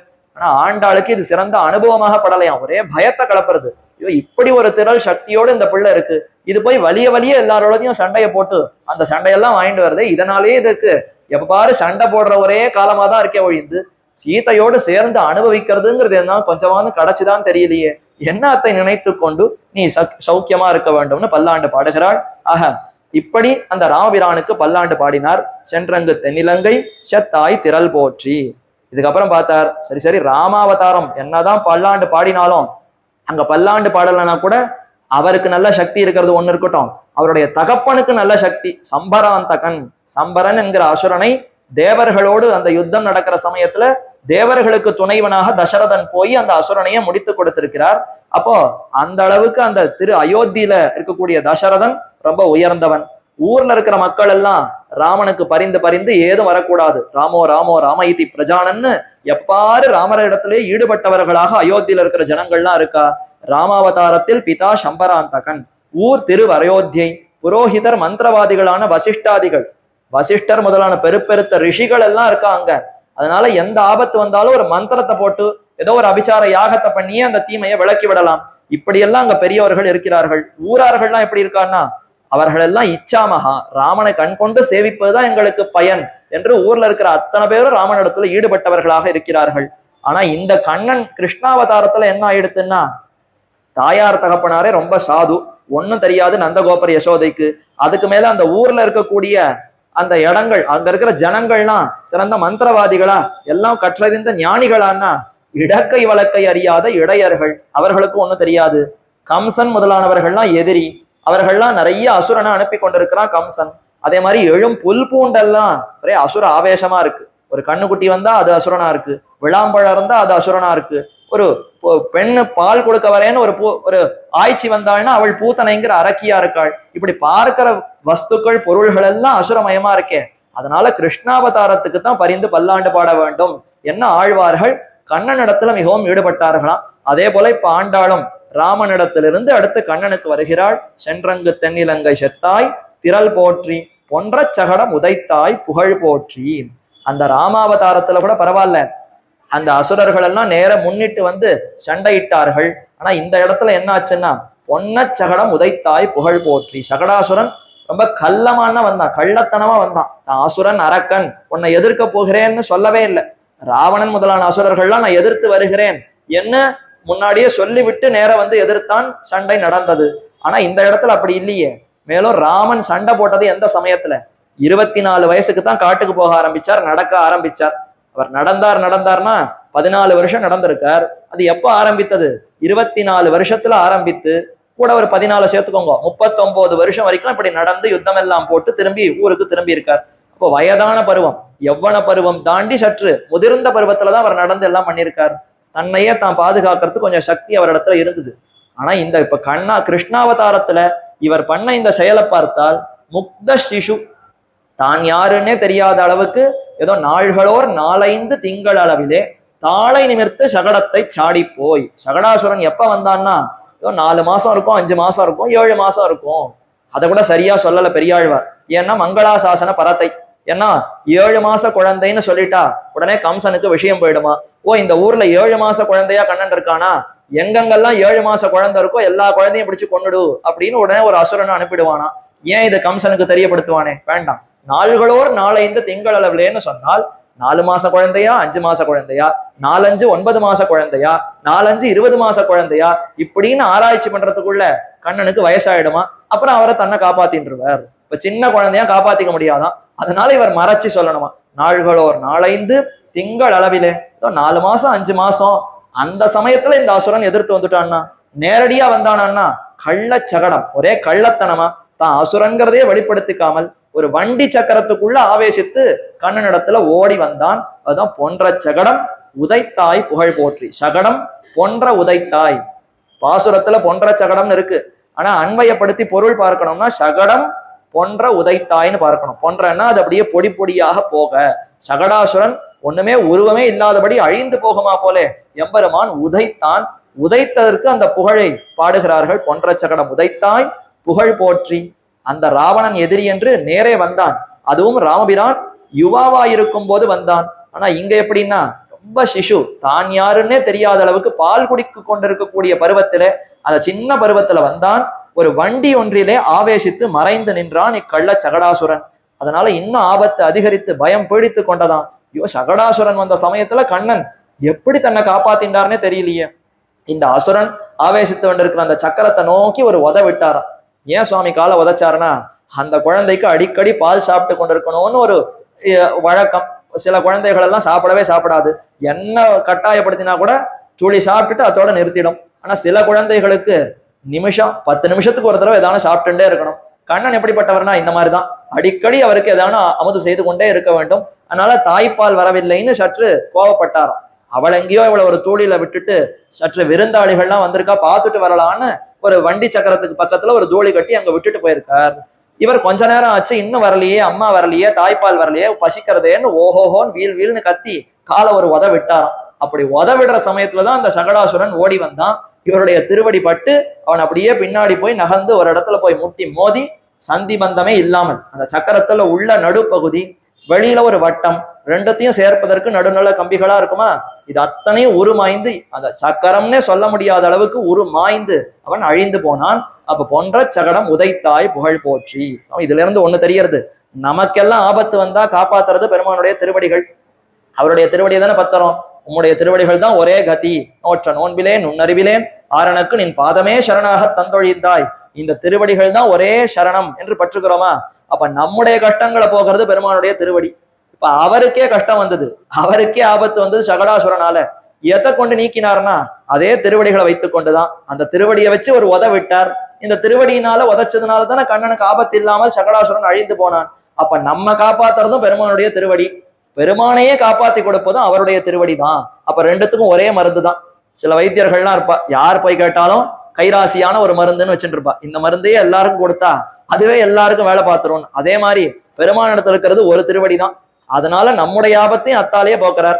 அவருக்கே ஆபத்து வந்தாலும் அந்த திருவடியை வைத்துக் கொண்டே போக்கிக் கொள்ளுகிறார். போன்ற சகடம் உதைத்தாய் புகழ் போற்றி. சகடம் போன்ற சூர்பனகியையும் மாரீச்சனையும் குற்றுயிரோடே விட்டு பிறகு அனர்த்தப்பட்ட ராமபிரானை போலே அல்லாமல், சூர்பனகை அப்பயே கொண்டிருந்தால் ஆபத்தே இல்லை சுவாமி. அதையும் காது மூக்க மாத்திரம் அறுத்து விடணும். மொத்தமா பிராணனை எடுத்திருந்தா போய் விஷயத்தையே சொல்லியிருக்க மாட்டாளே, அன்றோடு அந்த விஷயமும் முடிந்து போயிருக்கும். ஆனால் அவனை உயிரோடு விட்டார். அதே மாதிரி மாரீச்சன், சுபாகு தாட்டகை மாரீச்சன் 3 பேரும் விஸ்வாமித்திர யாகத்துல எதிர்த்து வந்தாரா. தாட்டகையை கொன்றார், சுபாகுவை கொன்றார், மாரீச்சனை உயிரோட விட்டார். எங்கேயுமே மிச்சம் வைக்கிறது ராமருக்கு ஒரு பழக்கம். முழுமையாக முடிப்பது அப்படிங்கிறதே அவரிடத்துல கிடையாது. சத்ரு சேஷம் வைக்கக்கூடாதுன்னு சாஸ்திரம் சொல்றது. எதிரிகள் இருந்தால் முழுவதுமா எதிரிகளை முடிக்கணுமா. சத்திரியர்கள் ராஜாக்கள் அவர்களுக்கு எதிரிகள்னு யாரையும் மிச்சம் வைக்கக்கூடாது. ஒரு எதிரியை மிச்சம் வச்சா கூட அவனால இன்னும் பல எதிரிகள் தூண்டப்பட்டு எல்லாரும் சேர்ந்து மறுபடியும் சண்டைக்கு வருவா. அதனால சண்டையை முடிக்கணும்னா ஒரு எதிரியை கூட மிச்சம் வைக்கக்கூடாதுன்னு சொல்றது. அதே மாதிரி தர்மசாஸ்திரத்துல பலதை சொல்றது. ஆனா கண்ணனுக்கு அது நன்னா தெரியும். ஒரு எதிரி கூட மிச்சம் வைக்க மாட்டார். யார் வந்தாலும் அப்பவே முடிச்சுடுவார். ஆனா ராமனுக்கு அது தெரியலையா, அவன் மிச்சம் வச்சான். அதனால எவ்வளவு அனர்த்தப்பட்டார். சீதையை பிரிந்து 10 மாசம் பிரிந்து ஓஹோன்னு நிறைய கஷ்டப்பட்டார். ஆனா அந்த மாதிரி இல்லாமல் இங்க அனாயாசமாக அழித்தானா கண்ணன். தன்னுடைய அந்த திருவடிகளை கொண்டு உதைத்தான். முளைவரவு தாழ்த்ததென்று உதைத்த உதை இவனை முடித்தது என்று கண்டார் நினைக்கும்படி இருக்கை. அசுரனை முடிக்கணும்னு காலை உதைச்சிருந்தாலும் பாக்குறவாள்லாம் என்ன நினைக்கிறாளான்னா, ஓ பால் வரலங்கிறதுக்காக காலை நீட்டினார் சுவாமி, ரொம்ப வேகமா அழுதுண்டே காலை அப்படி ஒரு உதைச்சார். உதைச்ச உதையில அவன் தாங்காம போய் உருண்டு போய் உடிந்தே விழுந்தான் என்று சொல்லுமா போலே அப்படி எம்பெருமான் அனாயாசமாக முடித்து விட்டான். இதனால என்ன ஏற்பட்டதுன்னா, காலில் தழும்பு ஏற்பட்டு விடுத்தான். இப்ப இடுப்புல தழும்போடு தாமோதரன் இருக்காரா, இதாவது கொஞ்சம் வயதான பருவத்துல தாமோதரன்கிற அந்த பெயர் ஏற்பட்டது, இடுப்புல தழும்பு ஏற்பட்டது. இது ஏதோ இன்னும் 4-5 மாசத்துல சின்ன குழந்தையா இருக்கிறச்சியே காலால ஒரு உதவிட சகடாசுரன், அவன் ரொம்ப கடினமான வண்டி தானே, வண்டி சக்கரம் தானே, இவருடைய பிஞ்சு திருவடி அதுல போய் ஒரு உதவிட இவருடைய திருவடியில அழுத்தமா ஒரு தடயம் ஏற்பட்டுதான் ஆழ்வார் தெரிவிக்கிறார். தழும்பிருந்த சார்ங்கனான் தழும்பிருந்த தாழ் சகடம். எம்பெருமானுடைய திருவடியில எங்க பார்த்தாலும் அவருடைய திருமேனி முழுக்க தழும்பா இருக்கான். அவருடைய திருமேனி முழுக்க ஒரே கட்டி வச்ச தழும்பாவே இருக்கான். அப்படி உண்டான்னா இதோ இருக்கே, தோலை பார்த்தா பெரிய சாரங்கத்தை ஏந்தி ஏந்தி அது பட்டு பட்டு சொர சொரான்னு ஒரு தழும்பு இருக்கு. சரி, பிராட்டியினுடைய திருமார்பை பார்த்தா அவ உட்கார்ந்து திருமார்புல ஒரு தழும்பு இருக்கு. இடுப்பை பார்த்தா யசோத கட்டி வச்ச அந்த தழும்பு இருக்கு. இன்னும் திருவடியை பார்த்தா இதோ சகடாசுரன் அவனை ஓங்கி உதவிட்டதுனால ஒரு தழும்பு இருக்கவே இருக்கு. கதா புனசங்கர தாங்க கல்பக துவஜார விந்தாங்குஜ வஜ்ரலாஞ்சனம் இன்னும் பரமாத்மாவுக்கே இருக்கக்கூடிய இன்றியமையாத அடையாளமான சங்க சக்கர ரேகைகள் அதெல்லாம் இருக்கு. ஆனா அதற்கு மேல இது ஒரு உதை விட்டு அதனால ஏற்பட்ட தழும்பு எம்பெருமானுடைய திருவடிகள்ல ஏற்பட்டு விட்டது. இப்படிப்பட்ட புகழ் போற்றி. எம்பெருமானுக்கு என்ன புகழ்? பெற்ற தாயும் கூட உதவாத தசையிலே விளையாட்டாக ஒரு அசுரனை கொன்றான் என்னும் புகழ். அந்த புகழ் நித்தியமாக செல்ல வேண்டும். பெருமாள் அடுத்து காட்டுறார், என்னிடத்துல இந்த புகழ் இருக்கு பார், யாரும் எனக்கு கூட இல்லைன்னா கூட நானே என்னை காப்பாத்தி கொள்ளக்கூடிய சாமர்த்தியம் என்னிடத்துல இருக்கே என்று சொல்ல, அது இருக்கிறதுனாலதான் பயமா இருக்கு. அது உன்னை விட்டு நீங்காமல் இருக்கணுமே, அது என்னைக்கான உன்னை விட்டு நீங்கி விட்டதுன்னா என்ன பண்றது? அதனால நீ என்றென்றும் அந்த புகழோடு இருக்க வேண்டும். உருளும் சகடம் உதைத்த பெருமானார் அருளின் பெருநசையால் ஆழாந்து நொந்தாயே. ஆழ்வார் பரகால நாயகி ஒரே வருத்தப்படுறாராம், எனக்கு பெருமானுடைய அருள் கிடைக்கவில்லை. எந்த பெருமானுடைய அருள் கிடைக்கலன்னா, யார் ஒருத்தன் சகடாசுரனை ஓங்கி வர உதவிட்டாரோ அந்த பெருமாள் என்னை இன்னும் அருளலை அப்படின்னு அவர் பிரார்த்திக்கிறார். அப்ப சகடாசுரனை உதைத்த அந்த எம்பெருமானுக்கு பல்லாண்டு பாடல, அவர் இன்னும் என்ன அனுகிரகிக்கவில்லையேன்னு அப்படி ஏங்குகிறார் ஆழ்வார். இப்படி ஆசைப்படுவார் சிலரும். ஊர்ந்த சகடம் உதைத்த பாதத்தன் என்ன நிறை கொண்டான் என்று அடக்கம் கெட்டு, இதோ இந்த பெருமான் தான் என்னுடைய திருமேனியில் இருக்கிற அத்தனையும் எடுத்துக்கொண்டான், என் மனசை கவர்ந்தவன் அவன் தான், அதனால நான் மடல் எடுத்தாவது அவனை பட போறேன் என்ன மடல் எடுக்க போகிறதுக்கு சில பேர் முயன்றுகிறார்களாம். அப்ப சகடாசுர விற்த்தாந்தத்தை கேட்டு, இவர் இன்னும் என்ன அனுகிரகிக்கல, இவரிடத்துல நான் பெரும் காதல் கொண்டேன், இப்பவே அவர் அடைய போகிறேன், துடித்து கொண்டிருக்கிறேன், இப்படிதான் எல்லாரும் இருக்காளே ஒழிந்து என்னமா பிஞ்சு திருவடியை வச்சு இவ்வளவு ஒரு கடுமையான அசுரனை உதைச்சிருக்கார். திருவடிக்கு என்ன ஆபத்து ஏற்பட்டிருக்கும் தெரியலையே. எங்கேயான தாமரையை வைத்து ஒரு பெரிய பலுவான வஸ்துவை தள்ளுவோமா? தாமரை புஷ்பத்தை அப்படியே அழகா மென்மையா பார்த்து கண்ணில் ஒத்தி கொண்டு வைக்கணும். அதை வச்சுட்டு ஏதோ கடினமான ஒரு பொருளை போய் உதைக்கிறது தள்ளுறதெல்லாம் கூடவே கூடாதே. இப்படி பண்ணியிருக்காரே, இதுக்கு ஏதான ஆபத்து வந்திருக்குமே, அந்த திருவடி எவ்வளவு நொந்து போயிருக்கும், என்ன அதற்கு பல்லாண்டு பாடுவதற்கு யாருமே இல்லையா? அதைத்தான் இப்ப ஆண்டாள் நினைத்து கொண்டு, அந்த காலத்துல யாரும் பல்லாண்டு பாடல, அதே மாதிரி ஆழ்வார்களும் அதுல யாரும் பல்லாண்டு பாடல, நாம அந்த குறையை நீர்ப்பதற்காக போற்றி என்று சொல்லுவோம். பொன்ன சகடம் உதைத்தாய் புகழ் போற்றி என்று சொன்னாளா? அப்புறம் பார்த்தாள், மேலே சொன்ன செயலாவது ஒன்றும் அறியாத குழந்தையா இருக்கும் போது செய்தது. ஆனா பருவம் நிரம்பின பிற்பாடு அப்பயாவது சும்மா இருந்தாரா? ஏதோ விளையாட்டுத்தனத்தை கொஞ்சம் குழந்தை பருவத்துல காண்பிச்சார். வளர்ந்த பிற்பாடு ரொம்ப அடக்கம் சுவாமி, போய் வீண் வம்பெல்லாம் வாங்கல அப்படின்னு இருந்தாரான்னா, 10 வருஷம் கோகுலத்துல இருக்கும் முழுக்கிற எல்லா அசுரர்களும் எப்பதானே முடித்தார். இப்போ இன்னொரு ஆபத்து ஏற்பட்டது. பல ஆபத்துகளில் தானே போய் விழுந்து கொண்டான் என்று வயிறறிகிறார்கள். கன்று குணிலா எரிந்தாய் கழல் போற்றி. ஒரு கன்று குட்டி வடிவத்துல ஒரு அசுரன் வத்சாசுரன், அதே மாதிரி பழம் விளாம்பழ வடிவத்துல ஒரு அசுரன் வந்தான் கபித்தாசுரன். கபித்தம்னா விளாம்பழம். அப்ப கபித்தாசுரன், அந்த அசுரன் அந்த பழ வடிவத்துல இருந்து கண்ணனை கொண்டுடணும். இந்த பழத்தை பெருமாள் பறிச்சு சாப்பிடும் பொழுது அந்த அசுரன் அப்படியே வயிற்றுக்குள்ள போய் பெருமானுடைய வயிற்றை கிழித்து கொண்டு அவனை கொண்டுவிட வேண்டும், கிருஷ்ணனை முடிக்க வேண்டும்னு அந்த பழ வடிவத்துல ஒரு அசுரன். கண்ணுக்குட்டினா பெருமாளுக்கு ரொம்ப பிரியமா, சரி ஒரு கண்ணுக்குட்டி வடிவத்துல இவனை முடித்து விடுவோம்னு சிறு கன்று வடிவத்துல வத்சாசுரன் வந்தான். 2 பேரையும் கண்ணன் பார்த்து வச்சுட்டார். ரெண்டு பேரையும் ஒன்னுலயே முடிச்சிடணும். ஒரு கல்லுல ரெண்டு மாங்கான்னு சொல்றோமே, அந்த மாதிரி இவர்களுக்கு தனித்தனியாலாம் முடிக்க கூடாது. எப்ப ரெண்டு பேர் கூட்டா வந்திருக்கிறார்களோ ரெண்டு பேரையும் கூட்டாவே முடிச்சிடுவோம். என்ன எம்பெருமான் என்ன செய்தாருன்னா, அந்த கன்று வத்சாசுரனை அப்படி கையில தூக்கி கொண்டார். ஒரு தடி போல, உழல் தடி போல அப்படி எடுத்து ஒரு சுழற்றி மேல தொங்கி கொண்டிருக்கக்கூடிய அந்த கபித்தாசுரனை நோக்கி அப்படி ஓங்கி வீசினாராம். இந்த தடி மாதிரி இருக்கக்கூடிய கன்று, அதாவது இந்த வத்சாசுரன் போய் அந்த கபித்தாசுரனை அடிச்சு ரெண்டு பேருமா ஒத்தர முட்டி கொண்டு கீழே விழுந்தார்கள். என்ன அந்த சரித்திரத்தை தெரிவிக்கிறார். கன்று குணிலா எரிந்தாய் கழல் போற்றி. குணில்னா அந்த எரி தடி, இப்படி வீசி எரியக்கூடிய அந்த எரி தடியாக இந்த வத்சாசுரனை பயன்படுத்தி அந்த கபித்தாசுரனை முடித்தானே. இது எவ்வளவு இன்னும் ஆபத்தான செயல். ஏன்னா ரெண்டு பேரும் அசுரர்கள், ஒருத்தரோட ஒருத்தர் பேசிக்கொண்டு எப்ப கண்ணன் நம்ம ரெண்டு பேரையும் ஓங்கி அடிக்க போகிறானோ ஒண்ணு செய்வோம், விழறது அவன் தலையிலேயே போய் விழுவோம். அவன் நம்ம ரெண்டு பேரையும் சேர்த்து அடிக்க போறானா, விழறது எங்கேயோ விழ வேண்டாம், கண்ணன் எங்க இருக்கானோ அவன் தலையில போய் விழுந்து அப்படியாவது அவனுடைய பிராணனை முடிப்போம் என்ன அவர்கள் பேசி வைத்துக் கொண்டனரா. அதையும் அறிந்து எம்பெருமான் அது நடைபெறாமல் அப்படி நகர்த்தி வேற எங்கேயோ விழுமாதிரி ரெண்டு பேரையும் சேர்த்து முடித்தான். இருந்தாலும் இவாளுக்கு பயமா இருக்கு. ஐயோ, இப்படி அசுரர்கள் இடத்துல நீ இவ்வளவு ஒன்னத்தையுமே பார்க்காமல் அப்படி அவர்களை செய்திருக்கிறாயே, பார்விளங்க செய்தாய், இது ஊராரெல்லாம் பார்க்கும்படியாக இப்படி செய்தாயே. இரண்டு அசுரர்கள், இதற்கு முன்னாடி சொன்னதெல்லாம் ஒவ்வொரு அசுரனா. அன்றி உலகம் அளந்தாய்ங்கிற இடத்துல அசுரனே இல்ல, ஆனா மகாபலி அசுரன் தான். அவன் கெட்ட எண்ணத்தோடு இல்லைன்னாலும் ஏதோ எல்லாத்தையும் என்னுடைய சொத்துன்னு நினைத்து கொண்டு அகங்காரத்தோடு வந்தானா, அப்ப ஒரு அசுரன். அடுத்து சென்றங்கு தென்னிலங்கைங்கிற இடத்துல ராவணன் ஒரு அசுரன். அடுத்து பொன்ற சகடம் உதைத்தாய் சகடாசுரன் ஒரு அசுரன். ஆனா இங்க ரெண்டு அசுரன்னா, ரெண்டு பேரும் பேசி வச்சுண்டு ஏதேனும் இவனுக்கே அவர் ஆபத்து செய்து விட்டால் என்ன பண்றது. இதை அறிந்த இவன் கன்றாய் நின்றவனை எடுத்து விளவாய் நின்றவன் தலையில அப்படி ஓங்கி அடித்தான். இருவரையும் ஒன்றாக முடித்தருளினான். ஒருவனை எடுத்து மற்றொருவன் மேலே எரிந்தால் இருவரும் ஒன்றாக இவன் மேல் விழுந்தார்களாகில் என் செய்வது என்று இவர்கள் பயப்படுகிறார்களாம். அவர்களோ அசுரர்கள், என்ன நினைப்பான் தெரியாது. சரி விழறதுதான் விழறான், இவன் தலையில விழுந்து விடுவோமே நினைத்து அப்படி ஆபத்தை ஏற்படுத்தினா என்ன பண்றது. இதை கூட புரிந்து கொள்ளாமல் இந்த கண்ணன் இப்படி செய்திருக்கிறாரே. ஆக பொன்ற சகடம் உதைத்தாய் புகழ் போற்றி, கன்று குணிலா எரிந்தாய் கழல் போற்றி. இப்படி எரிந்தாயே, என்ன விளையாட்டுத்தானோ என்ன விளையாட்டுத்தானோ, இப்படியா பண்ணுவது.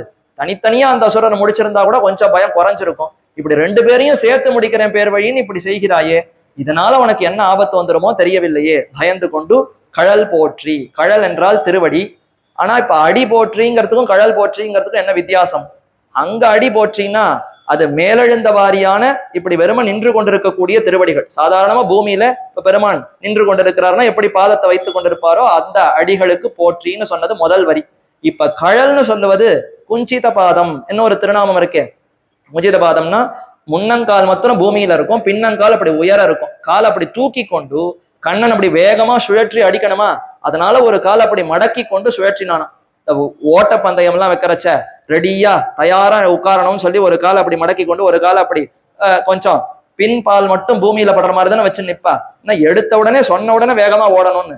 அந்த மாதிரி கண்ணன் இப்ப அந்த மாதிரியான ஒரு நிலையில அமர்ந்து கொண்டு காலை மடித்து கொண்டு இந்த கன்று குட்டியா இருக்கக்கூடிய அசுரனை அப்படியே தூக்கி விளாம்பழத்து அசுரன் பேர்ல அடிக்கணும்னு அப்படி செய்தாராம். ஆஹா, என்னமா இருக்கு இந்த திருவடி. இது வரைக்கும் எங்கள் கண்களுக்கு மேல் அந்த கருப்பு நிறம் தான் சேவையானது. சாதாரணமா பெருமாள் இப்படி திருவடி வைத்துக் கொண்டிருப்பார், அப்ப மேல் புறம் மட்டும்தானே சேவையாகும். இன்னைக்குதான் கழல் அடிப்பகுதி சேவையாருது.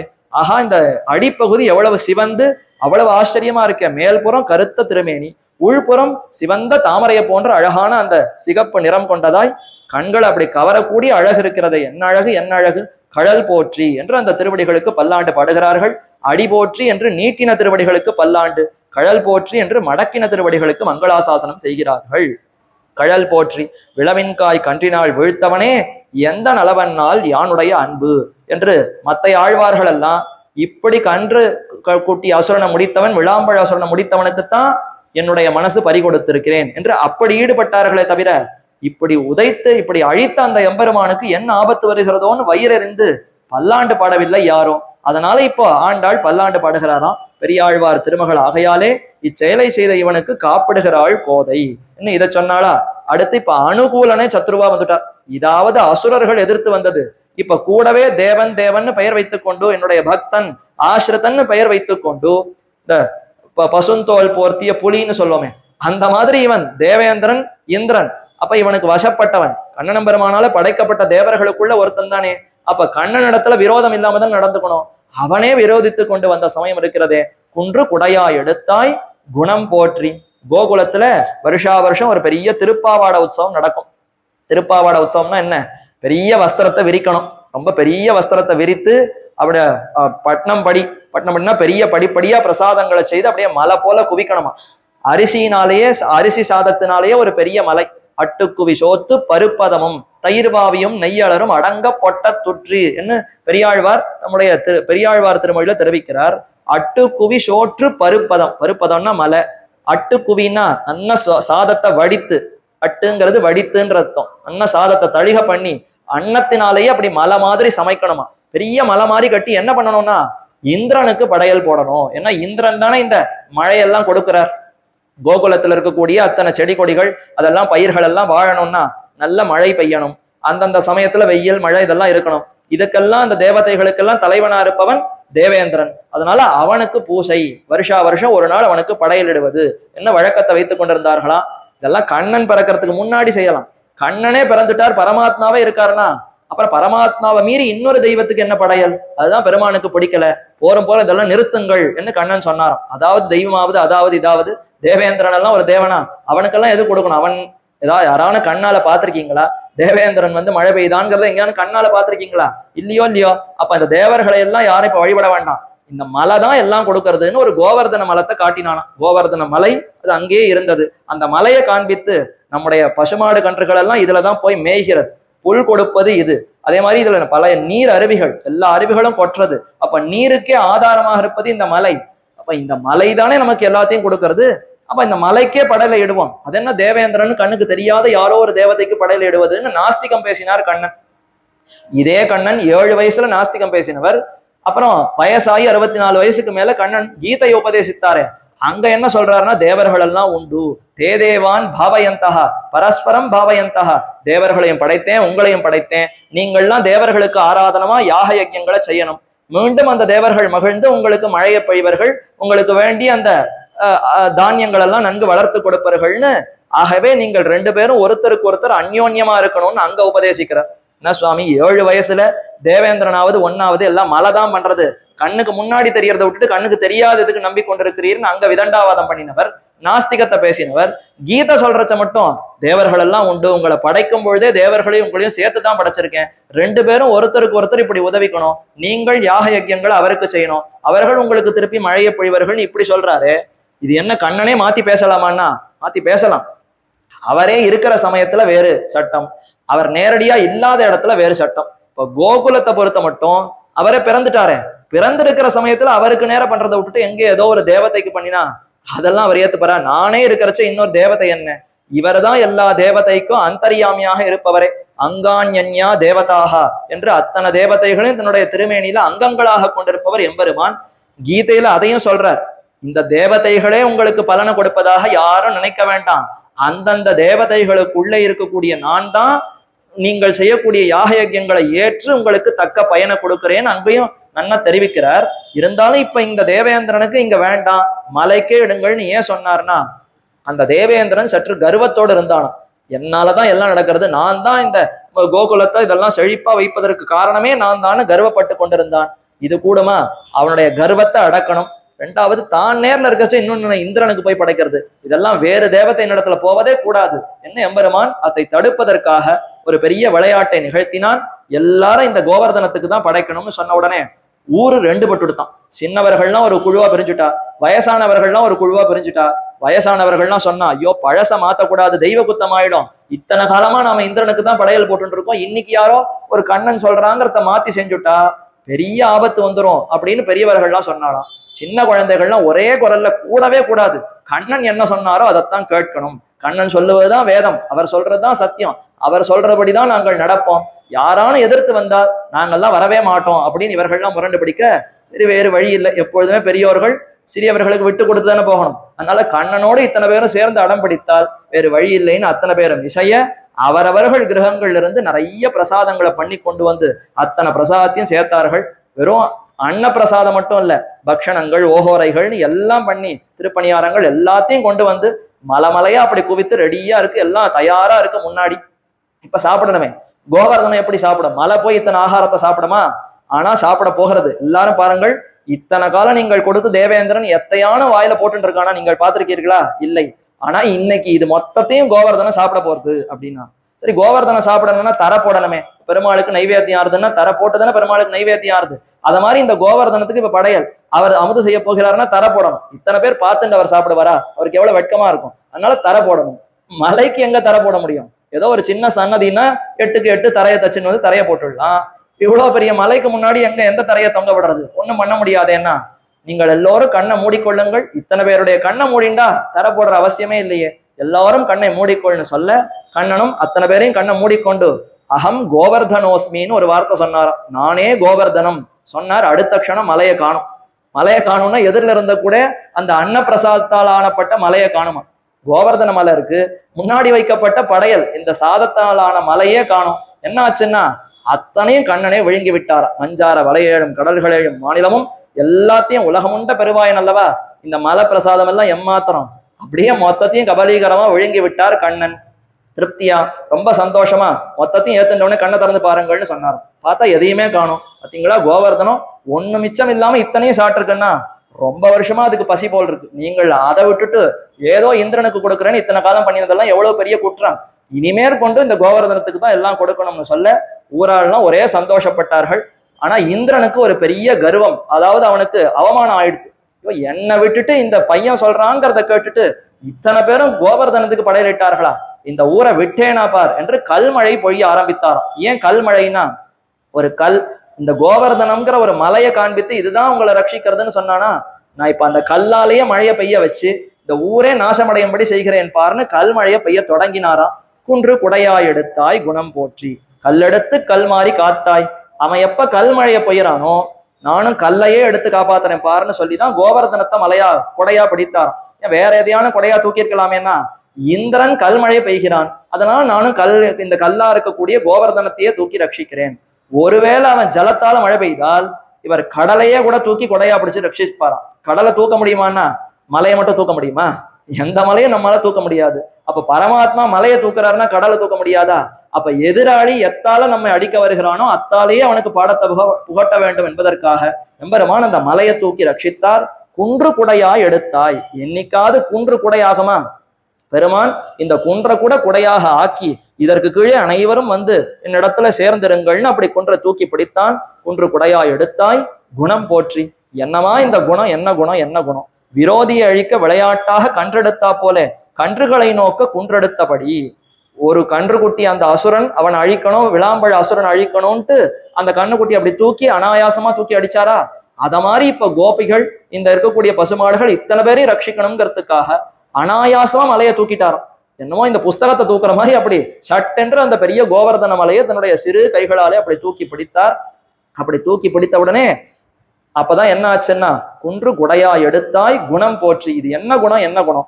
இந்திரன் எதிர்த்து வருகிறான்னா இன்னிலேருந்து நீ இந்த பதவியிலே லாய்க்கு இல்லை போ அப்படின்னு இந்திரனை அழிச்சுட்டு வேறு ஒருத்தனை இந்திரனா அமைச்சு மேல காரியத்தை பார்ப்பாரா? அவன் எதிர்த்துட்டு வரான், அவனை நான் எதுவும் செய்யக்கூடாது, நான் மலையை தூக்கி கொண்டு நிக்கிறேன், அவன் எத்தனை காலம் என்ன அடிக்கணுமோ அடிக்கட்டும். ஏதோ இப்ப பசி கோபத்தினால இருக்கான், இத்தனை காலம் அவனுக்கு தான் படையில் இட்டு கொண்டிருந்தார்கள், இன்னைக்கு அவனுக்கு கிடைக்கலன்னு உடனே ஒரு பசி கோபம், அதனால இப்படி செய்கிறான். நாளைக்கே அவன் திருந்தி வந்தான்னா அவனுக்கு ரட்சணம் செய்து விட்டு போகிறேன்னு சொல்லி பெருமாள் தன்னை வருத்தி கொண்டார். இது யாரும் நம்ம செய்வோமா? நம்ம ஒருத்தர் அடிக்க வர்றாருன்னா நம்ம மறுபடியும் அடிப்போம், இல்ல அவனையும் நகர்த்திட்டு வேற யாரையான அந்த இடத்துல நியமிச்சுடலாம். இந்த ரெண்டுத்தையுமே பண்ணாமல் அவனையும் அழிக்காமல் அந்த இந்திரனுக்கும் திருந்தி வர வேண்டும் என்பதற்காக தானே தன்னுடைய அந்த பிஞ்சு கைகளாலே அந்த குடையை அப்படி கோவர்தன மலையை குடையாக தூக்கி கொண்டு நின்றானே என்று அதுல ஈடுபட்டு குணம் போற்றி என்று தெரிவிக்கிறார்கள். ஆக கண்ணன் இப்படி அந்த பசுக்களை எல்லாம் ரட்சிப்பதற்காக தூக்கின இந்த குணத்திற்கு பல்லாண்டு பாடி, இங்கேயும் திருவடிகளுக்கு பல்லாண்டு. ஏன்னா 7 நாள் அப்படி குடையாக தூக்கி கொண்டிருந்தான். திருவடிகள் எவ்வளவு மென்மையான திருவடிகள், அந்த திருவடிகள் தான் இப்ப திருமேனியே தாங்கிறது. திருமேனிக்கு மேல அந்த கோவர்தன மலையை பிடித்து தாங்குகிறாருன்னா அதற்கெல்லாம் ஆதாரமான இந்த திருவடிகளுக்கு எந்த ஆபத்தும் இல்லாமல் இருக்கணும். அப்ப வரிசையா இந்த 5 வரிகள்ல அன்று உலகம் அளந்தாய் அடி போற்றி திருவடிகளுக்கு பல்லாண்டு, அதே மாதிரி சென்றங்கு தென்னிலங்கை செற்றாய் திரள் போற்றின்னா அவ்வளவு தூரம் நடந்த அந்த திருவடிகளுக்கு எந்த ஆபத்தும் இல்லாமல் இருக்கணும்னு அதற்கு பல்லாண்டு. பொன்ற சகடம் உதைத்தாய் புகழ் போற்றினா சகடாசுரனை உதைத்த அந்த திருவடிகளுக்கு எந்த ஆபத்தும் இல்லாமல் இருக்கணும்னு அங்க பல்லாண்டு. அப்புறம் கன்று குணிலா எரிந்தாய் கழல் போற்றி, என்ன அந்த குஞ்சித பாதம் அதற்கு எந்த வாட்டமும் இல்லாமல் இருக்கணும்னு அங்க திரும்பி பல்லாண்டு பாடுறார். இப்ப மீண்டும் அந்த எம்பெருமான் 7 நாள்கள் சிறு குழந்தை தன்னுடைய பிஞ்சு கைகளையும் பார்க்காமல் தன்னுடைய வருத்தத்தையும் பார்க்காமல் இப்படி மலையை தூக்கி கொண்டு நின்றானே என்று அதுல ஈடுபட்டவர்களாய் அந்த திருவடிகளுக்கு பல்லாண்டு பாடுகிறார்கள். பசி வந்திட பத்தும் பறந்து போம் என்கிறபடியே பசியினால் ஏற்பட்ட கோபத்தாலே அனுகூலனாயிருந்த இந்திரன் இன்னைக்கு ஏதோ எதிர்த்துண்டு வரான், நாளைக்கே அவன் திருந்தி வந்துட்டான்னா ஒன்னும் பிரச்சனை இல்லையே, கவலை இல்லையே என்பதற்காக தான் தன்னுடைய கை சலித்து தானாகவே கல்மழை நிறுத்தும் வரையில் மலையை பந்து போல பிடித்து நின்று பெருங்குணத்தை இப்படி எம்பெருமான் வெளிப்படுத்தினானே. குன்றெடுத்து பாயும் பனிமறைத்த பண்பாலா வெற்பையொன்னெடுத்து ஒர்க்கமின்னியே நிற்கும் அம்மான் சீர் கற்பன் வைகலே என்று மற்றவர்கள் எல்லாம் இந்த குணத்துல ஈடுபட்டார்கள். என்னமா எம்பெருமான் இப்படி செய்தான்னு ஈடுபட்டார்களை ஒழிந்து போற்றி போற்றின்னு யாரும் பல்லாண்டு பாடலையாம். அதனால இப்ப ஆண்டாள் குணம் போற்றி என்று பல்லாண்டு பாடுகிறாள். மென்முலைகள் பொன்னரும்ப நைவேற்கு வரையெடுத்த தோளாலா என்ன நாயிகா பாவத்தில் ஆழ்வார்கள் எல்லாம் இப்படி குன்றை தூக்கின அந்த எம்பெருமான் என்னை அணைக்க வேண்டும்னு ஆசைப்பட்டார்கள். ஆனா ஆண்டாள் இயற்கையில பெண்ணாக பிறந்தவள். முதல்ல இந்த திருவடிக்கு ஒரு சிரமம் இல்லாமல் இருக்கணும், வாட்டம் இல்லாமல் இருக்கணும்னு அதற்கு பரிந்து கொண்டு பல்லாண்டு பாடுகிறாள். மழை விட்டவுடன் மலையறிந்து கையிலே வேலை பிடிக்கும் அத்தனை என்றோ.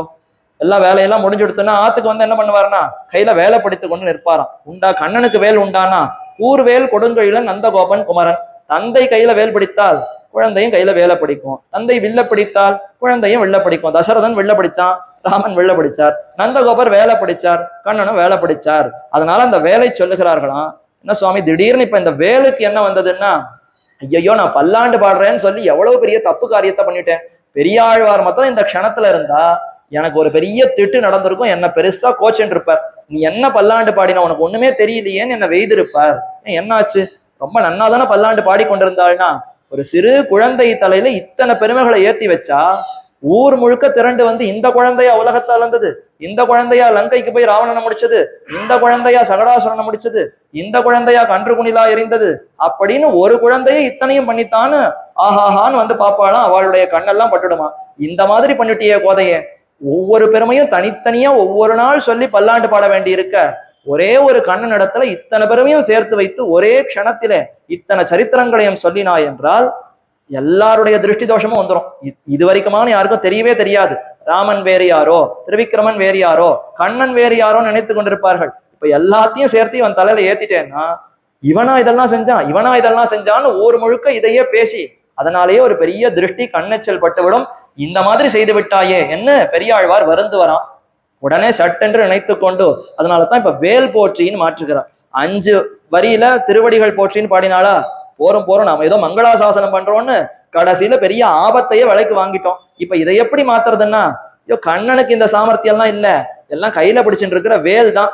இந்த வேல்னாலதான் இவருக்கு எல்லாமே நடந்தது.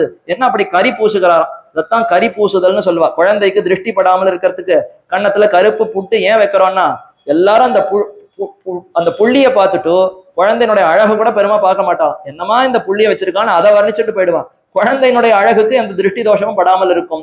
அத மாதிரி இப்போ கையில பிடிச்சுட்டு இருக்கிற வேல்னாலதான் சுவாமி இவருக்கு எல்லா வெற்றியும் ஏற்பட்டது. அவருக்கா இயற்கையில ஒண்ணும் இல்லைன்னு தெரிவிக்கணுமா. வென்று பகை கெடுக்கும் நின் கையில் வேல் போற்றி. இவ்வளவு நேரம் நான் சொன்னனே இதெல்லாம் எதனால ஏற்பட்டதுன்னா, பகை கெடுக்கும் வேல். இந்த வேலை கையில பிடித்து கொண்டிருந்தால் யாரோ ஒரு சின்ன குழந்தை கையில இந்த வேலை பிடிச்சிட்டு இருந்தா கூட அந்த வேல்னாலேயே அவனுக்கு எல்லா பெருமையும் ஏற்பட்டு விடுமா. அப்படிப்பட்ட வேலை கையில கொண்டிருக்கிறான். கூர்வேல் கொடுங்கொழிலன்னு நந்தகோபன் அவரை கொண்டாடினா போல இவன் வேலை பிடித்து இவன் கையில நிற்கிறான். நின் கையில் வேல். இவர் கையில வேல்னா சொல்லணுமா, மற்றவர்களுடைய கையில வேல் பிடித்திருந்தால் கூட அழகு இருக்காது. வெறும் புறத்திலேயே ஆலத்தி வழிக்கக்கூடிய அழகா எம்பெருமானுடைய திருக்கைகள். அதற்கு மேல ஒரு வேலையும் கையில பிடித்து கொண்டிருந்தால் எவ்வளவு ஆச்சரியமா இருக்கும். இந்த இடத்துல வேல்னு சொன்னது வெறும் வேல்ங்கிற ஒரு ஆயுதத்துக்கு மட்டும் இல்லையாம், எல்லா ஆயுதங்களுக்கும் உபலட்சணம். திருச்சக்கரம், அதே மாதிரி பாஞ்சசன்யம், கதை, நாந்தகம், சார்ந்தம் எல்லா ஆயுதங்களுக்கும் இது ஒரு உபலட்சணம், ஒரு உதாரணமாக சொன்னதுன்னு கொள்ள வேண்டும். இப்படி ஆயுதங்களை எல்லாம் ஏந்தி கொண்டிருக்கிற எம்பெருமானுக்கு பெரியாழ்வார் பல்லாண்டு பாடினாரே. வடிவாய் நின் வளமார்பினில் வாழ்கின்ற மங்கையும் பல்லாண்டு, வடிவார் சோதி வளத்துறையும் சுடர் ஆழியும் பல்லாண்டு, படைபோர் புக்கு முழங்கும் அப்பாஞ்சசன்யமும் பல்லாண்டே என்ன எம்பெருமான் பயத்தை போக்குவதற்காக சக்கரத்தாழ்வார காட்டினாராம். எதுக்கு சுவாமி ஆழ்வேர் கவலைப்படுகிறீர், என்னிடத்துல எவ்வளவு பெரிய சக்கரத்தாழ்வார் இருக்கார், எல்லா ஆயுதங்களுக்கும் தலைவனான சக்கரத்தையே என் கையில வைத்துக் கொண்டிருக்கிறேனே, இன்னும் நமக்கு என்ன பயம்னாராம். அதுதான் சுவாமி பயமா இருக்கு. கருதுமிடம் பொருது புனல் என்ன நீர் நினைக்கிற க்ஷணத்துல இந்த சக்கரத்தாழ்வார் போய் புறப்பட்டு அந்த அசுரனை முடிக்கணும்னு போயிடுவாரா. அப்ப அந்த 2 நொடி உங்க கையில சக்கரம் இல்லாம தானே இருப்பீர். அந்த சமயத்துல யாரான ஆபத்து வந்துட்டா என்ன பண்றது? 2 நொடி இந்த சக்கரம் அங்க போயிட்டு திரும்பி வரத்துக்குள்ள யாரான உனக்கு எதையான பண்ணிட்டா என்ன பண்றது? அதுதான் எனக்கு பயமா இருக்கு. என்ன வடிவாய் நின் வளமார்பினில் வாழ்கின்ற மங்கையும் வடிவார் சோதி வளத்துறையும் சுடர் ஆழியும் பல்லாண்டு. இந்த சக்கரமும் உன்னுடைய கையும் பிரியாமல் கைகழலா நேமியான்னு சேர்ந்திருப்பதற்கு நான் பல்லாண்டு பாடுகிறேன். சரி, அதானும் கையை விட்டு போகணும். வலது கையில இடது கையில பாஞ்சசன்யம் இருக்கே, அது கையை விட்டே நகர வேண்டாமே. இந்த பாஞ்சசன்யத்தை வாயில வைத்துக்கொண்டு முழக்கத்தை செய்தால் அந்த பேர் முழக்கம் சப்தத்தினாலேயே எதிரிகள்லாம் அப்படியே மண் உளுத்து போய் விடுவார்கள், மண் உண்டு அவர்கள்லாம் விழுந்து விடுவார்கள். அப்ப இந்த பாஞ்சசன்யம் இருக்கே, கையை விட்டு நகர்த்தவே வேண்டாம், கையோட எப்பவும் சேர்ந்துதானே இருக்கேன்னா அதை பார்க்கறதுக்கே கொள்ள அழகா இருக்கேன், என்னால பார்க்கவே முடியல. அப்பாஞ்ச சன்னியமும் பல்லாண்டேன்னு முகத்தை மாற வச்சு பல்லாண்டு பாடுகிறாராம். என்ன வெளிப்புறம் முழுக்க கருப்பு திருமேனியா, உள்கை சிகப்பா இருக்கா, வெள்ளவளேர்னு பாஞ்ச சன்னியமா, இந்த 3 நிறத்தையும் சேர்த்து பார்த்துட்டா கண்ணே அப்படியே அதுல சுழன்று போய் விடுகிறது, மனசு பறி கொடுத்து விடுகிறது. இன்னும் 2 நிமிஷம் பார்க்கறதுக்கு என் கண்ணே பட்டுடும் போல் இருக்கேன்னு பெருவாழ்வார் தன்னை மறைத்து கொண்டு அப்பாஞ்ச சன்னியமும் பல்லாண்டேன்னு அப்படி மாத்தி சொன்னாரா, கண்ணை மாற வைத்து பல்லாண்டு பாடினார்னு சொல்றா. அத மாதிரி பெரியாழ்வார் பாடியிருக்காருன்னா ஆண்டாளுக்கு அந்த தன்மை இல்லாம போகுமோ? அதனால இப்ப வேல் போற்றி என்று எம்பெருமானுடைய அந்த திருக்கையில இருக்கக்கூடிய வேலை பார்த்து தன்னை உணராதே அசத்திய பிரதிஜனாய் சீரின போது காணும் ஜன்மாந்தரம் மேற்பட்டு திருவாழியை எடுப்பது. என்ன, எம்பெருமான் ஆயுதத்தை எடுக்க மாட்டேன்னு சபதம் செய்திருக்கார். ஆனாலும் பீஷ்மர் எதிர்த்து வந்த சமயத்துல சக்கராயத்தை எடுத்து ஏந்தி போய் அவனை அழிப்பதற்கு கிளம்பினாரா? அப்ப எல்லாரும் கொண்டாடுறான், என்ன பாரு என்ன பாரு, தான் சத்தியம் பண்ணியிருக்கான் ஆயுதத்தை எடுக்க மாட்டேன்னு. ஆனா பீஷ்மர் என்ன சத்தியம் பண்ணார்? நான் அவனை ஆயுதம் எடுக்க வைக்கிறேன்னு சத்தியம் பண்ணார். என்னுடைய அடியவன் சத்தியம் பண்ணிட்டான்னா அந்த சத்தியத்தை நான் நிறைவேற்றுவேன்னு சொல்லி பெருமாள் தன் கையில ஆயுதத்தை எடுத்துட்டாரேன்னு எல்லாரும் கொண்டாடுறாளாம். அப்படி எம்பெருமான் தன்னுடைய வார்த்தையும் பொய்யாக்கினா கூட பரவாயில்ல, அடியவனுடைய வார்த்தையை மெய்ப்பிப்பதற்காக இப்படி சக்கரத்தை எல்லாம் எடுக்கிறார், ஆயுதத்தை எடுக்கிறாரே. இப்படிப்பட்ட அந்த எம்பெருமானுக்கு எந்த ஆபத்தும் இல்லாமல் இருக்கணும். நின் கையில் வேல் போற்றி, இந்த வேல் இந்த ஆயுதம் உன்னை விட்டு பிரியாமல் சேர்ந்திருக்க வேண்டும் என்று பிரார்த்திக்கிறார். வேல் போற்றி என்று சொல்லி என்று என்று இப்படியே இதையே சொல்லிக் கொண்டிருப்போம். என்றென்று அடி போற்றி, திரள் போற்றி, புகழ் போற்றி, கழல் போற்றி, குணம் போற்றி, வேல் போற்றி என்று மாறி மாறி இத்தையே சொல்லி கொண்டிருக்கணுமா. அறுசுவை உணவு சாப்பிடுறோமா, காரம் உப்பு புளிப்பு தித்திப்புன்னு எல்லாம் அறுசுவை கலந்தது. யுகாதி அன்னைக்கு ரொம்ப முக்கியமா ஒரு பச்சடி பண்ணி வேற சாப்பிடுறோம். இப்போ வாழ்க்கை முழுக்க இந்த மாதிரி 6 ரசங்கள் கலந்திருக்கும்னு. அத மாதிரி நமக்கு இந்த 6 ரசங்கள்னால ஒன்றும் பிரயோஜனம் இல்லை. நாம இந்த 6 வரிகளை சொல்லி எம்பெருமானுக்கு பல்லாண்டு பாடினால் அதுதான் அறுசுவை உணவு. நாக்குக்கு, நம்முடைய ஆத்மாவுக்கு அறுசுவை உணவு அதுதான். நாக்குக்கு அறுசுவை உணவு இந்த பச்சடியோ மற்றும் உண்டான பலகாரங்களோ.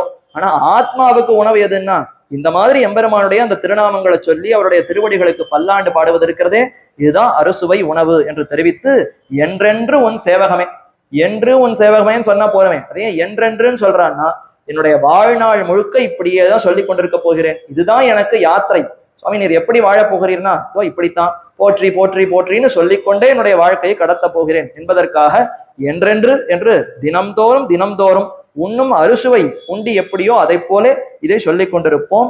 உன் சேவகமே, உன்னுடைய வீர குணங்களையே, இப்ப சொன்னதெல்லாம் வீரத்தை வெளிப்படுத்தக்கூடிய குணங்களா, இந்த குணங்களை சொல்லி இந்த குணங்கள் உன்னை விட்டு நீங்காமல் இருக்கணும்னு பல்லாண்டு பாடிக்கொண்டே இருப்போம். உன்னுடைய விக்கிரமம் ஒன்றொழியாமல் எல்லாம் என்னுடைய நெஞ்சகம்பால் சுவர்மிசை எழுதி கொண்டேன்னு பெரியாழ்வார் தெரிவித்தார். அவர் சொன்னாராம், உன்னுடைய என்னென்ன விக்கிரமங்கள் இருக்கோ அத்தனை என்னுடைய மனசுல நான் நல்ல கல்வெட்டு மாதிரி பதிச்சு வைத்துக் கொள்ளு, நித்தியம் அதை சொல்லி சொல்லி பல்லாண்டு பாடுவேன்னு. அதை அப்படியே பெண்ணான ஆண்டாளும் இப்படிப்பட்ட வீரமுடையவன் சொல்லி எம்பெருமானுக்கு பல்லாண்டு பாடுகிறார். உன் சேவகமே ஏத்தி பறைகொள்வான். எம்பெருமானுடைய அந்த வீரதீர பிரபாவங்களை சொல்லி ஏத்தி பறைகொள்வான்னா, ஏத்துதல்னா புகழுதல், பறைகொள்வான்னா கைங்கரியத்தை கொள்ளுதல். இப்படி பெருமான ஏத்தி புகழ்ந்து இதனால வேறு ஏதோ பிரயோஜனத்தை கொள்ள போகிறாரான்னா ஏத்துதலாகிற பறையை கொள்ளுகை. ஏத்துகை எங்களுக்கு பலன், பறை கொள்வது ஊராருக்கு பலன். இவ்விரண்டு பலன்களையும் பெறுவதற்காக ஏத்தி பறை கொள்வான்னா என்ன அர்த்தம்? ஏத்துகையாகிய பறை. நாமங்களை சொல்லுவது எதற்கு? சகஸ்ர நாமத்தை சொன்னா வியாதி போகும், கடன் தொல்லை தீரும், நல்ல செல்வம் பெருகும், ஆயுசு வளரும், வேண்டியதெல்லாம் கிட்டும். இந்த பலன்களுக்கெல்லாம் சொல்லல, நித்தியம் நாக்கு படைத்த பிரயோஜனத்துக்காக எம்பெருமானுடைய நாமங்களை சொல்லணும். சொல்ல சொல்ல என்ன இனிமையா இருக்கு, இதற்காக சொல்லுகிறோம்னு சொன்னா அதுவே பயன்.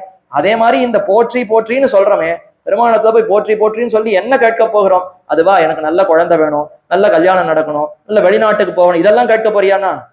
ஏத்துகையே பயன். இப்படி தினம்தோறும் தினம்தோறும் உன்னுடைய திரு சன்னதிக்கு முன்னாடி வந்து உன் முன்னாடி நின்று கொண்டு இப்படி போற்றி போற்றின்னு சொல்ல வேண்டும். இதுதான் எங்களுக்கு பயன். இது எங்களுக்கு பயன். ஆனா ஊராருக்கு நோன்பு நோக்கணும், அதற்கு பறை வாத்தியம் வாங்கிக்கணும், யமுனா நதியில போகணும், தீர்த்தமாடணும், விரதம் அனுஷ்டிக்கணும். அதனால அவர்கள் காதுக்கு பறைன்னு தெரிவிக்கிறார்களாம். இவர்களுடைய மனசுப்படி பறைனா என்னன்னா ஏத்துகையே பறை. இப்படி துதித்து எம்பெருமானுக்கு பல்லாண்டு பாடுவதே எங்களுக்கு பிரயோஜனம். இன்று யாம் வந்தோம் இறங்கேலோர் எம்பாவாய். நீ என்னென்னிக்கோ செயல்களை செய்து விட்டாய். அன்று ஒரு நாள் உலகம் அளந்தாய், அன்று ஒரு நாள் இலங்கைக்கு சென்று ராவணனை அழித்தாய், அன்றொரு நாள் சகடாசுரனை உதைத்தாய், அன்றொரு நாள் கன்று குணிலாய் எரிந்தாய், அன்றொரு நாள் குன்று குடையாய் எடுத்தாய். இதெல்லாம் எப்பொழுதோ நடந்தது. அப்பொழுதெல்லாம் நாங்கள் அருகே இருந்து பல்லாண்டு பாடுவதற்கு ஒரு வாய்ப்பே கிட்டல. இருந்திருக்கிறோம், ஏதோ ஒரு ஜென்மத்துல பிறந்திருப்போம். ஆனா அந்த ஞானம் எல்லாம் இல்லாமல் ஏதோ ஞான சூன்யமா இருந்திருக்கும். இப்பதான் எங்களுக்கு உன்னோட பத்தின அந்த பெருமை தெரிந்து யாம் வந்தோம். நீ வந்து ரட்சிக்க வேண்டிய இருக்கக்கூடிய தகுதி கொண்டு இருக்கக்கூடிய நாங்கள் இனிமேலாலும் எங்களால தாங்கி கொண்டிருக்க முடியாது, உன்னை அடைந்தே தீருவதுங்கிற அந்த துடிப்போடு உன்னுடைய சந்திலிக்கு வந்தோம். வந்து இப்படி உன்னுடைய அந்த திருவடிகளுக்கு பல்லாண்டு பாடுகிறோம். நீ இறங்க வேண்டும். இன்று யாம் வந்தோம், இறங்கு. நாங்கள் வந்திருக்கோம், இத சாதனமாக நினைக்காதே. நீ இறங்கினால்தான் எங்களுக்கு பலனே தவிர நாங்கள் வந்துட்டோங்கிறதுக்காக எந்த பலனும் கிடைக்காது. கர்மயோகத்தை செய்யறோம், நிறைய யாகங்கள்லாம் இருக்கு. யாகத்தை எல்லாம் செய்ததினாலேயே பலன் கிட்டி விடுமான்னா, யாகத்தை செய்வதனாலே யாரொருவன் சந்தோஷப்பட்டானோ அந்த பரமாத்மா பலனை கொடுத்தாதான் பலன் வரும். நான் என்ன 100க்கு 100 வாங்கறதுக்கு படிச்சுட்டேன் அப்படின்னா எனக்கு 100க்கு 100 வந்துடுமா? போய் பரீட்சை எழுதணும், எழுதின பிற்பாடு அந்த தாளை திருத்துபவர் திருத்தணும், திருத்து மதிப்பெண் போட்டாதான் 100க்கு 100 வரும். நான் நல்லா படிச்சுட்டேன் சுவாமி அப்படிங்கிறதுக்காக எனக்கு 100 மதிப்பெண் வரவே வராதே. அப்ப யாரோ ஒருத்தர் இதை திருத்தி அவர் மதிப்பெண் போட்டாதானே மதிப்பெண் வரும். அதே மாதிரி நான் என்ன செய்தாலும் பலன் கொடுக்கக்கூடியவர் அவர் கொடுத்தால்தான் எனக்கு பலன் வருமே தவிர என்னுடைய செயல்கள் சாதனம், நான் செய்தது உபாயம் என்றால் கிடையவே கிடையாது. அதுதான் தெரிவிக்கிறார்கள். இன்று யாம் வந்தோம், நாங்கள்லாம் புறப்பட்டு வந்து விட்டோம். ஆனா வந்ததை உபாயமாக சாதனமாக நினையாதே, நீ இறங்கினாலென்றோ எங்களுக்கு பலன் கிட்டும் என்று தெரிவிக்கிறார்களாம். ஆயினும் நீ இறங்க வேண்டும் என்று சொல்லும். உன் மனத்தை புண்படுத்தினோம், இறங்கு. கீழே தாங்கள் பட்ட கஷ்டமெல்லாம் பேற்றுக்கு சாதனம் அன்று, அவன் கிருபையே உபாயம். அப்ப நாங்கள் எவ்வளவு சாதனத்தை அனுஷ்டித்திருந்தாலும் இதனாலெல்லாம் ஒன்றும் பிரயோஜனமே இல்லை. இது சாதனமும் அல்ல. அடியார்கள் இப்படி இருக்க வேண்டும், இந்த துடிப்பை வெளிப்படுத்த வேண்டும், அதனால இதையெல்லாம் செய்திருக்கிறோம். அப்ப உபாயம் யாருன்னா அதுக்குதான் நீர் இருக்கிற. எங்க கையால எதுவும் செய்ய முடியாது. நோற்ற நோன்பிலேன் நுண்ணறிவிலேன் ஆகினும் இனி உன்னை விட்டொன்னும் ஆற்ற கிற்கினிலேன்னு எதுவும் எங்களுக்கு சக்தியும் இல்லை, பிராப்தியும் இல்லை, செய்யவும் முடியாது, செய்யவும் தெரியாது. அப்ப எப்படி பலன் கொடுப்பதுன்னா அதுக்குதான் நீர் இருக்கிற சுவாமி. எல்லாம் தெரிந்தவராய், எல்லாம் முற்றும் அறிந்தவராய், அனைத்து குணங்களுக்கும் பரிபூர்ணமா இருக்கக்கூடிய நீர், உம்மோடு எனக்கு சம்பந்தம் இருக்கே, உனக்கு நான் குழந்தை, உன்னுடைய நான் சொத்துங்கிறத நான் புரிந்து கொண்டிருக்கிறேன், அதை பார்த்து நீ கொடுக்க வேண்டும், இறங்கு என்று தெரிவிக்கிறார்கள். அப்ப இன்று யாம் வந்தோங்கிறத ஒவ்வொன்றத்தோடையும் சேர்த்துக்கணுமா. அன்றி உலகம் அளந்தாய், இன்று யாம் வந்தோம். சென்றங்கு தென்னிலங்கை செற்றாய், இன்று யாம் வந்தோம். பொன்ற சகடம் உதைத்தாய், இன்று யாம் வந்தோம். கன்று குணிலா எரிந்தாய், இன்று யாம் வந்தோம். குன்று குடையா எடுத்தாய், இன்று யாம் வந்தோம். அந்த சமயத்துல எல்லாம் உனக்கு கூடவே இருந்து பல்லாண்டு பாட வேண்டி இருக்கு. ஆனா யாரும் பாடல. அந்த குறையை போக்கி கொண்டு இப்பொழுது பல்லாண்டு பாடுகிறோம். இந்த பிரயோஜனம் எங்களை விட்டு நீங்காமல் என்றென்றும் இந்த பிரயோஜனம் எங்களுக்கு கிட்டி தினம்தோறும் உனக்கு பல்லாண்டு பாடக்கூடிய அந்த ஒரு பேரு அதுதான் எங்களுக்கு வேண்டும் என்று பிரார்த்திக்கிறார்கள். நமக்கும் அப்படிப்பட்ட பேரு நமக்கும் வாய்த்து எப்போதும் பெருமானுக்கு பல்லாண்டு பாடுபவர்களாய் மங்களாசாசன பரத்தையோடு இருக்கணும்.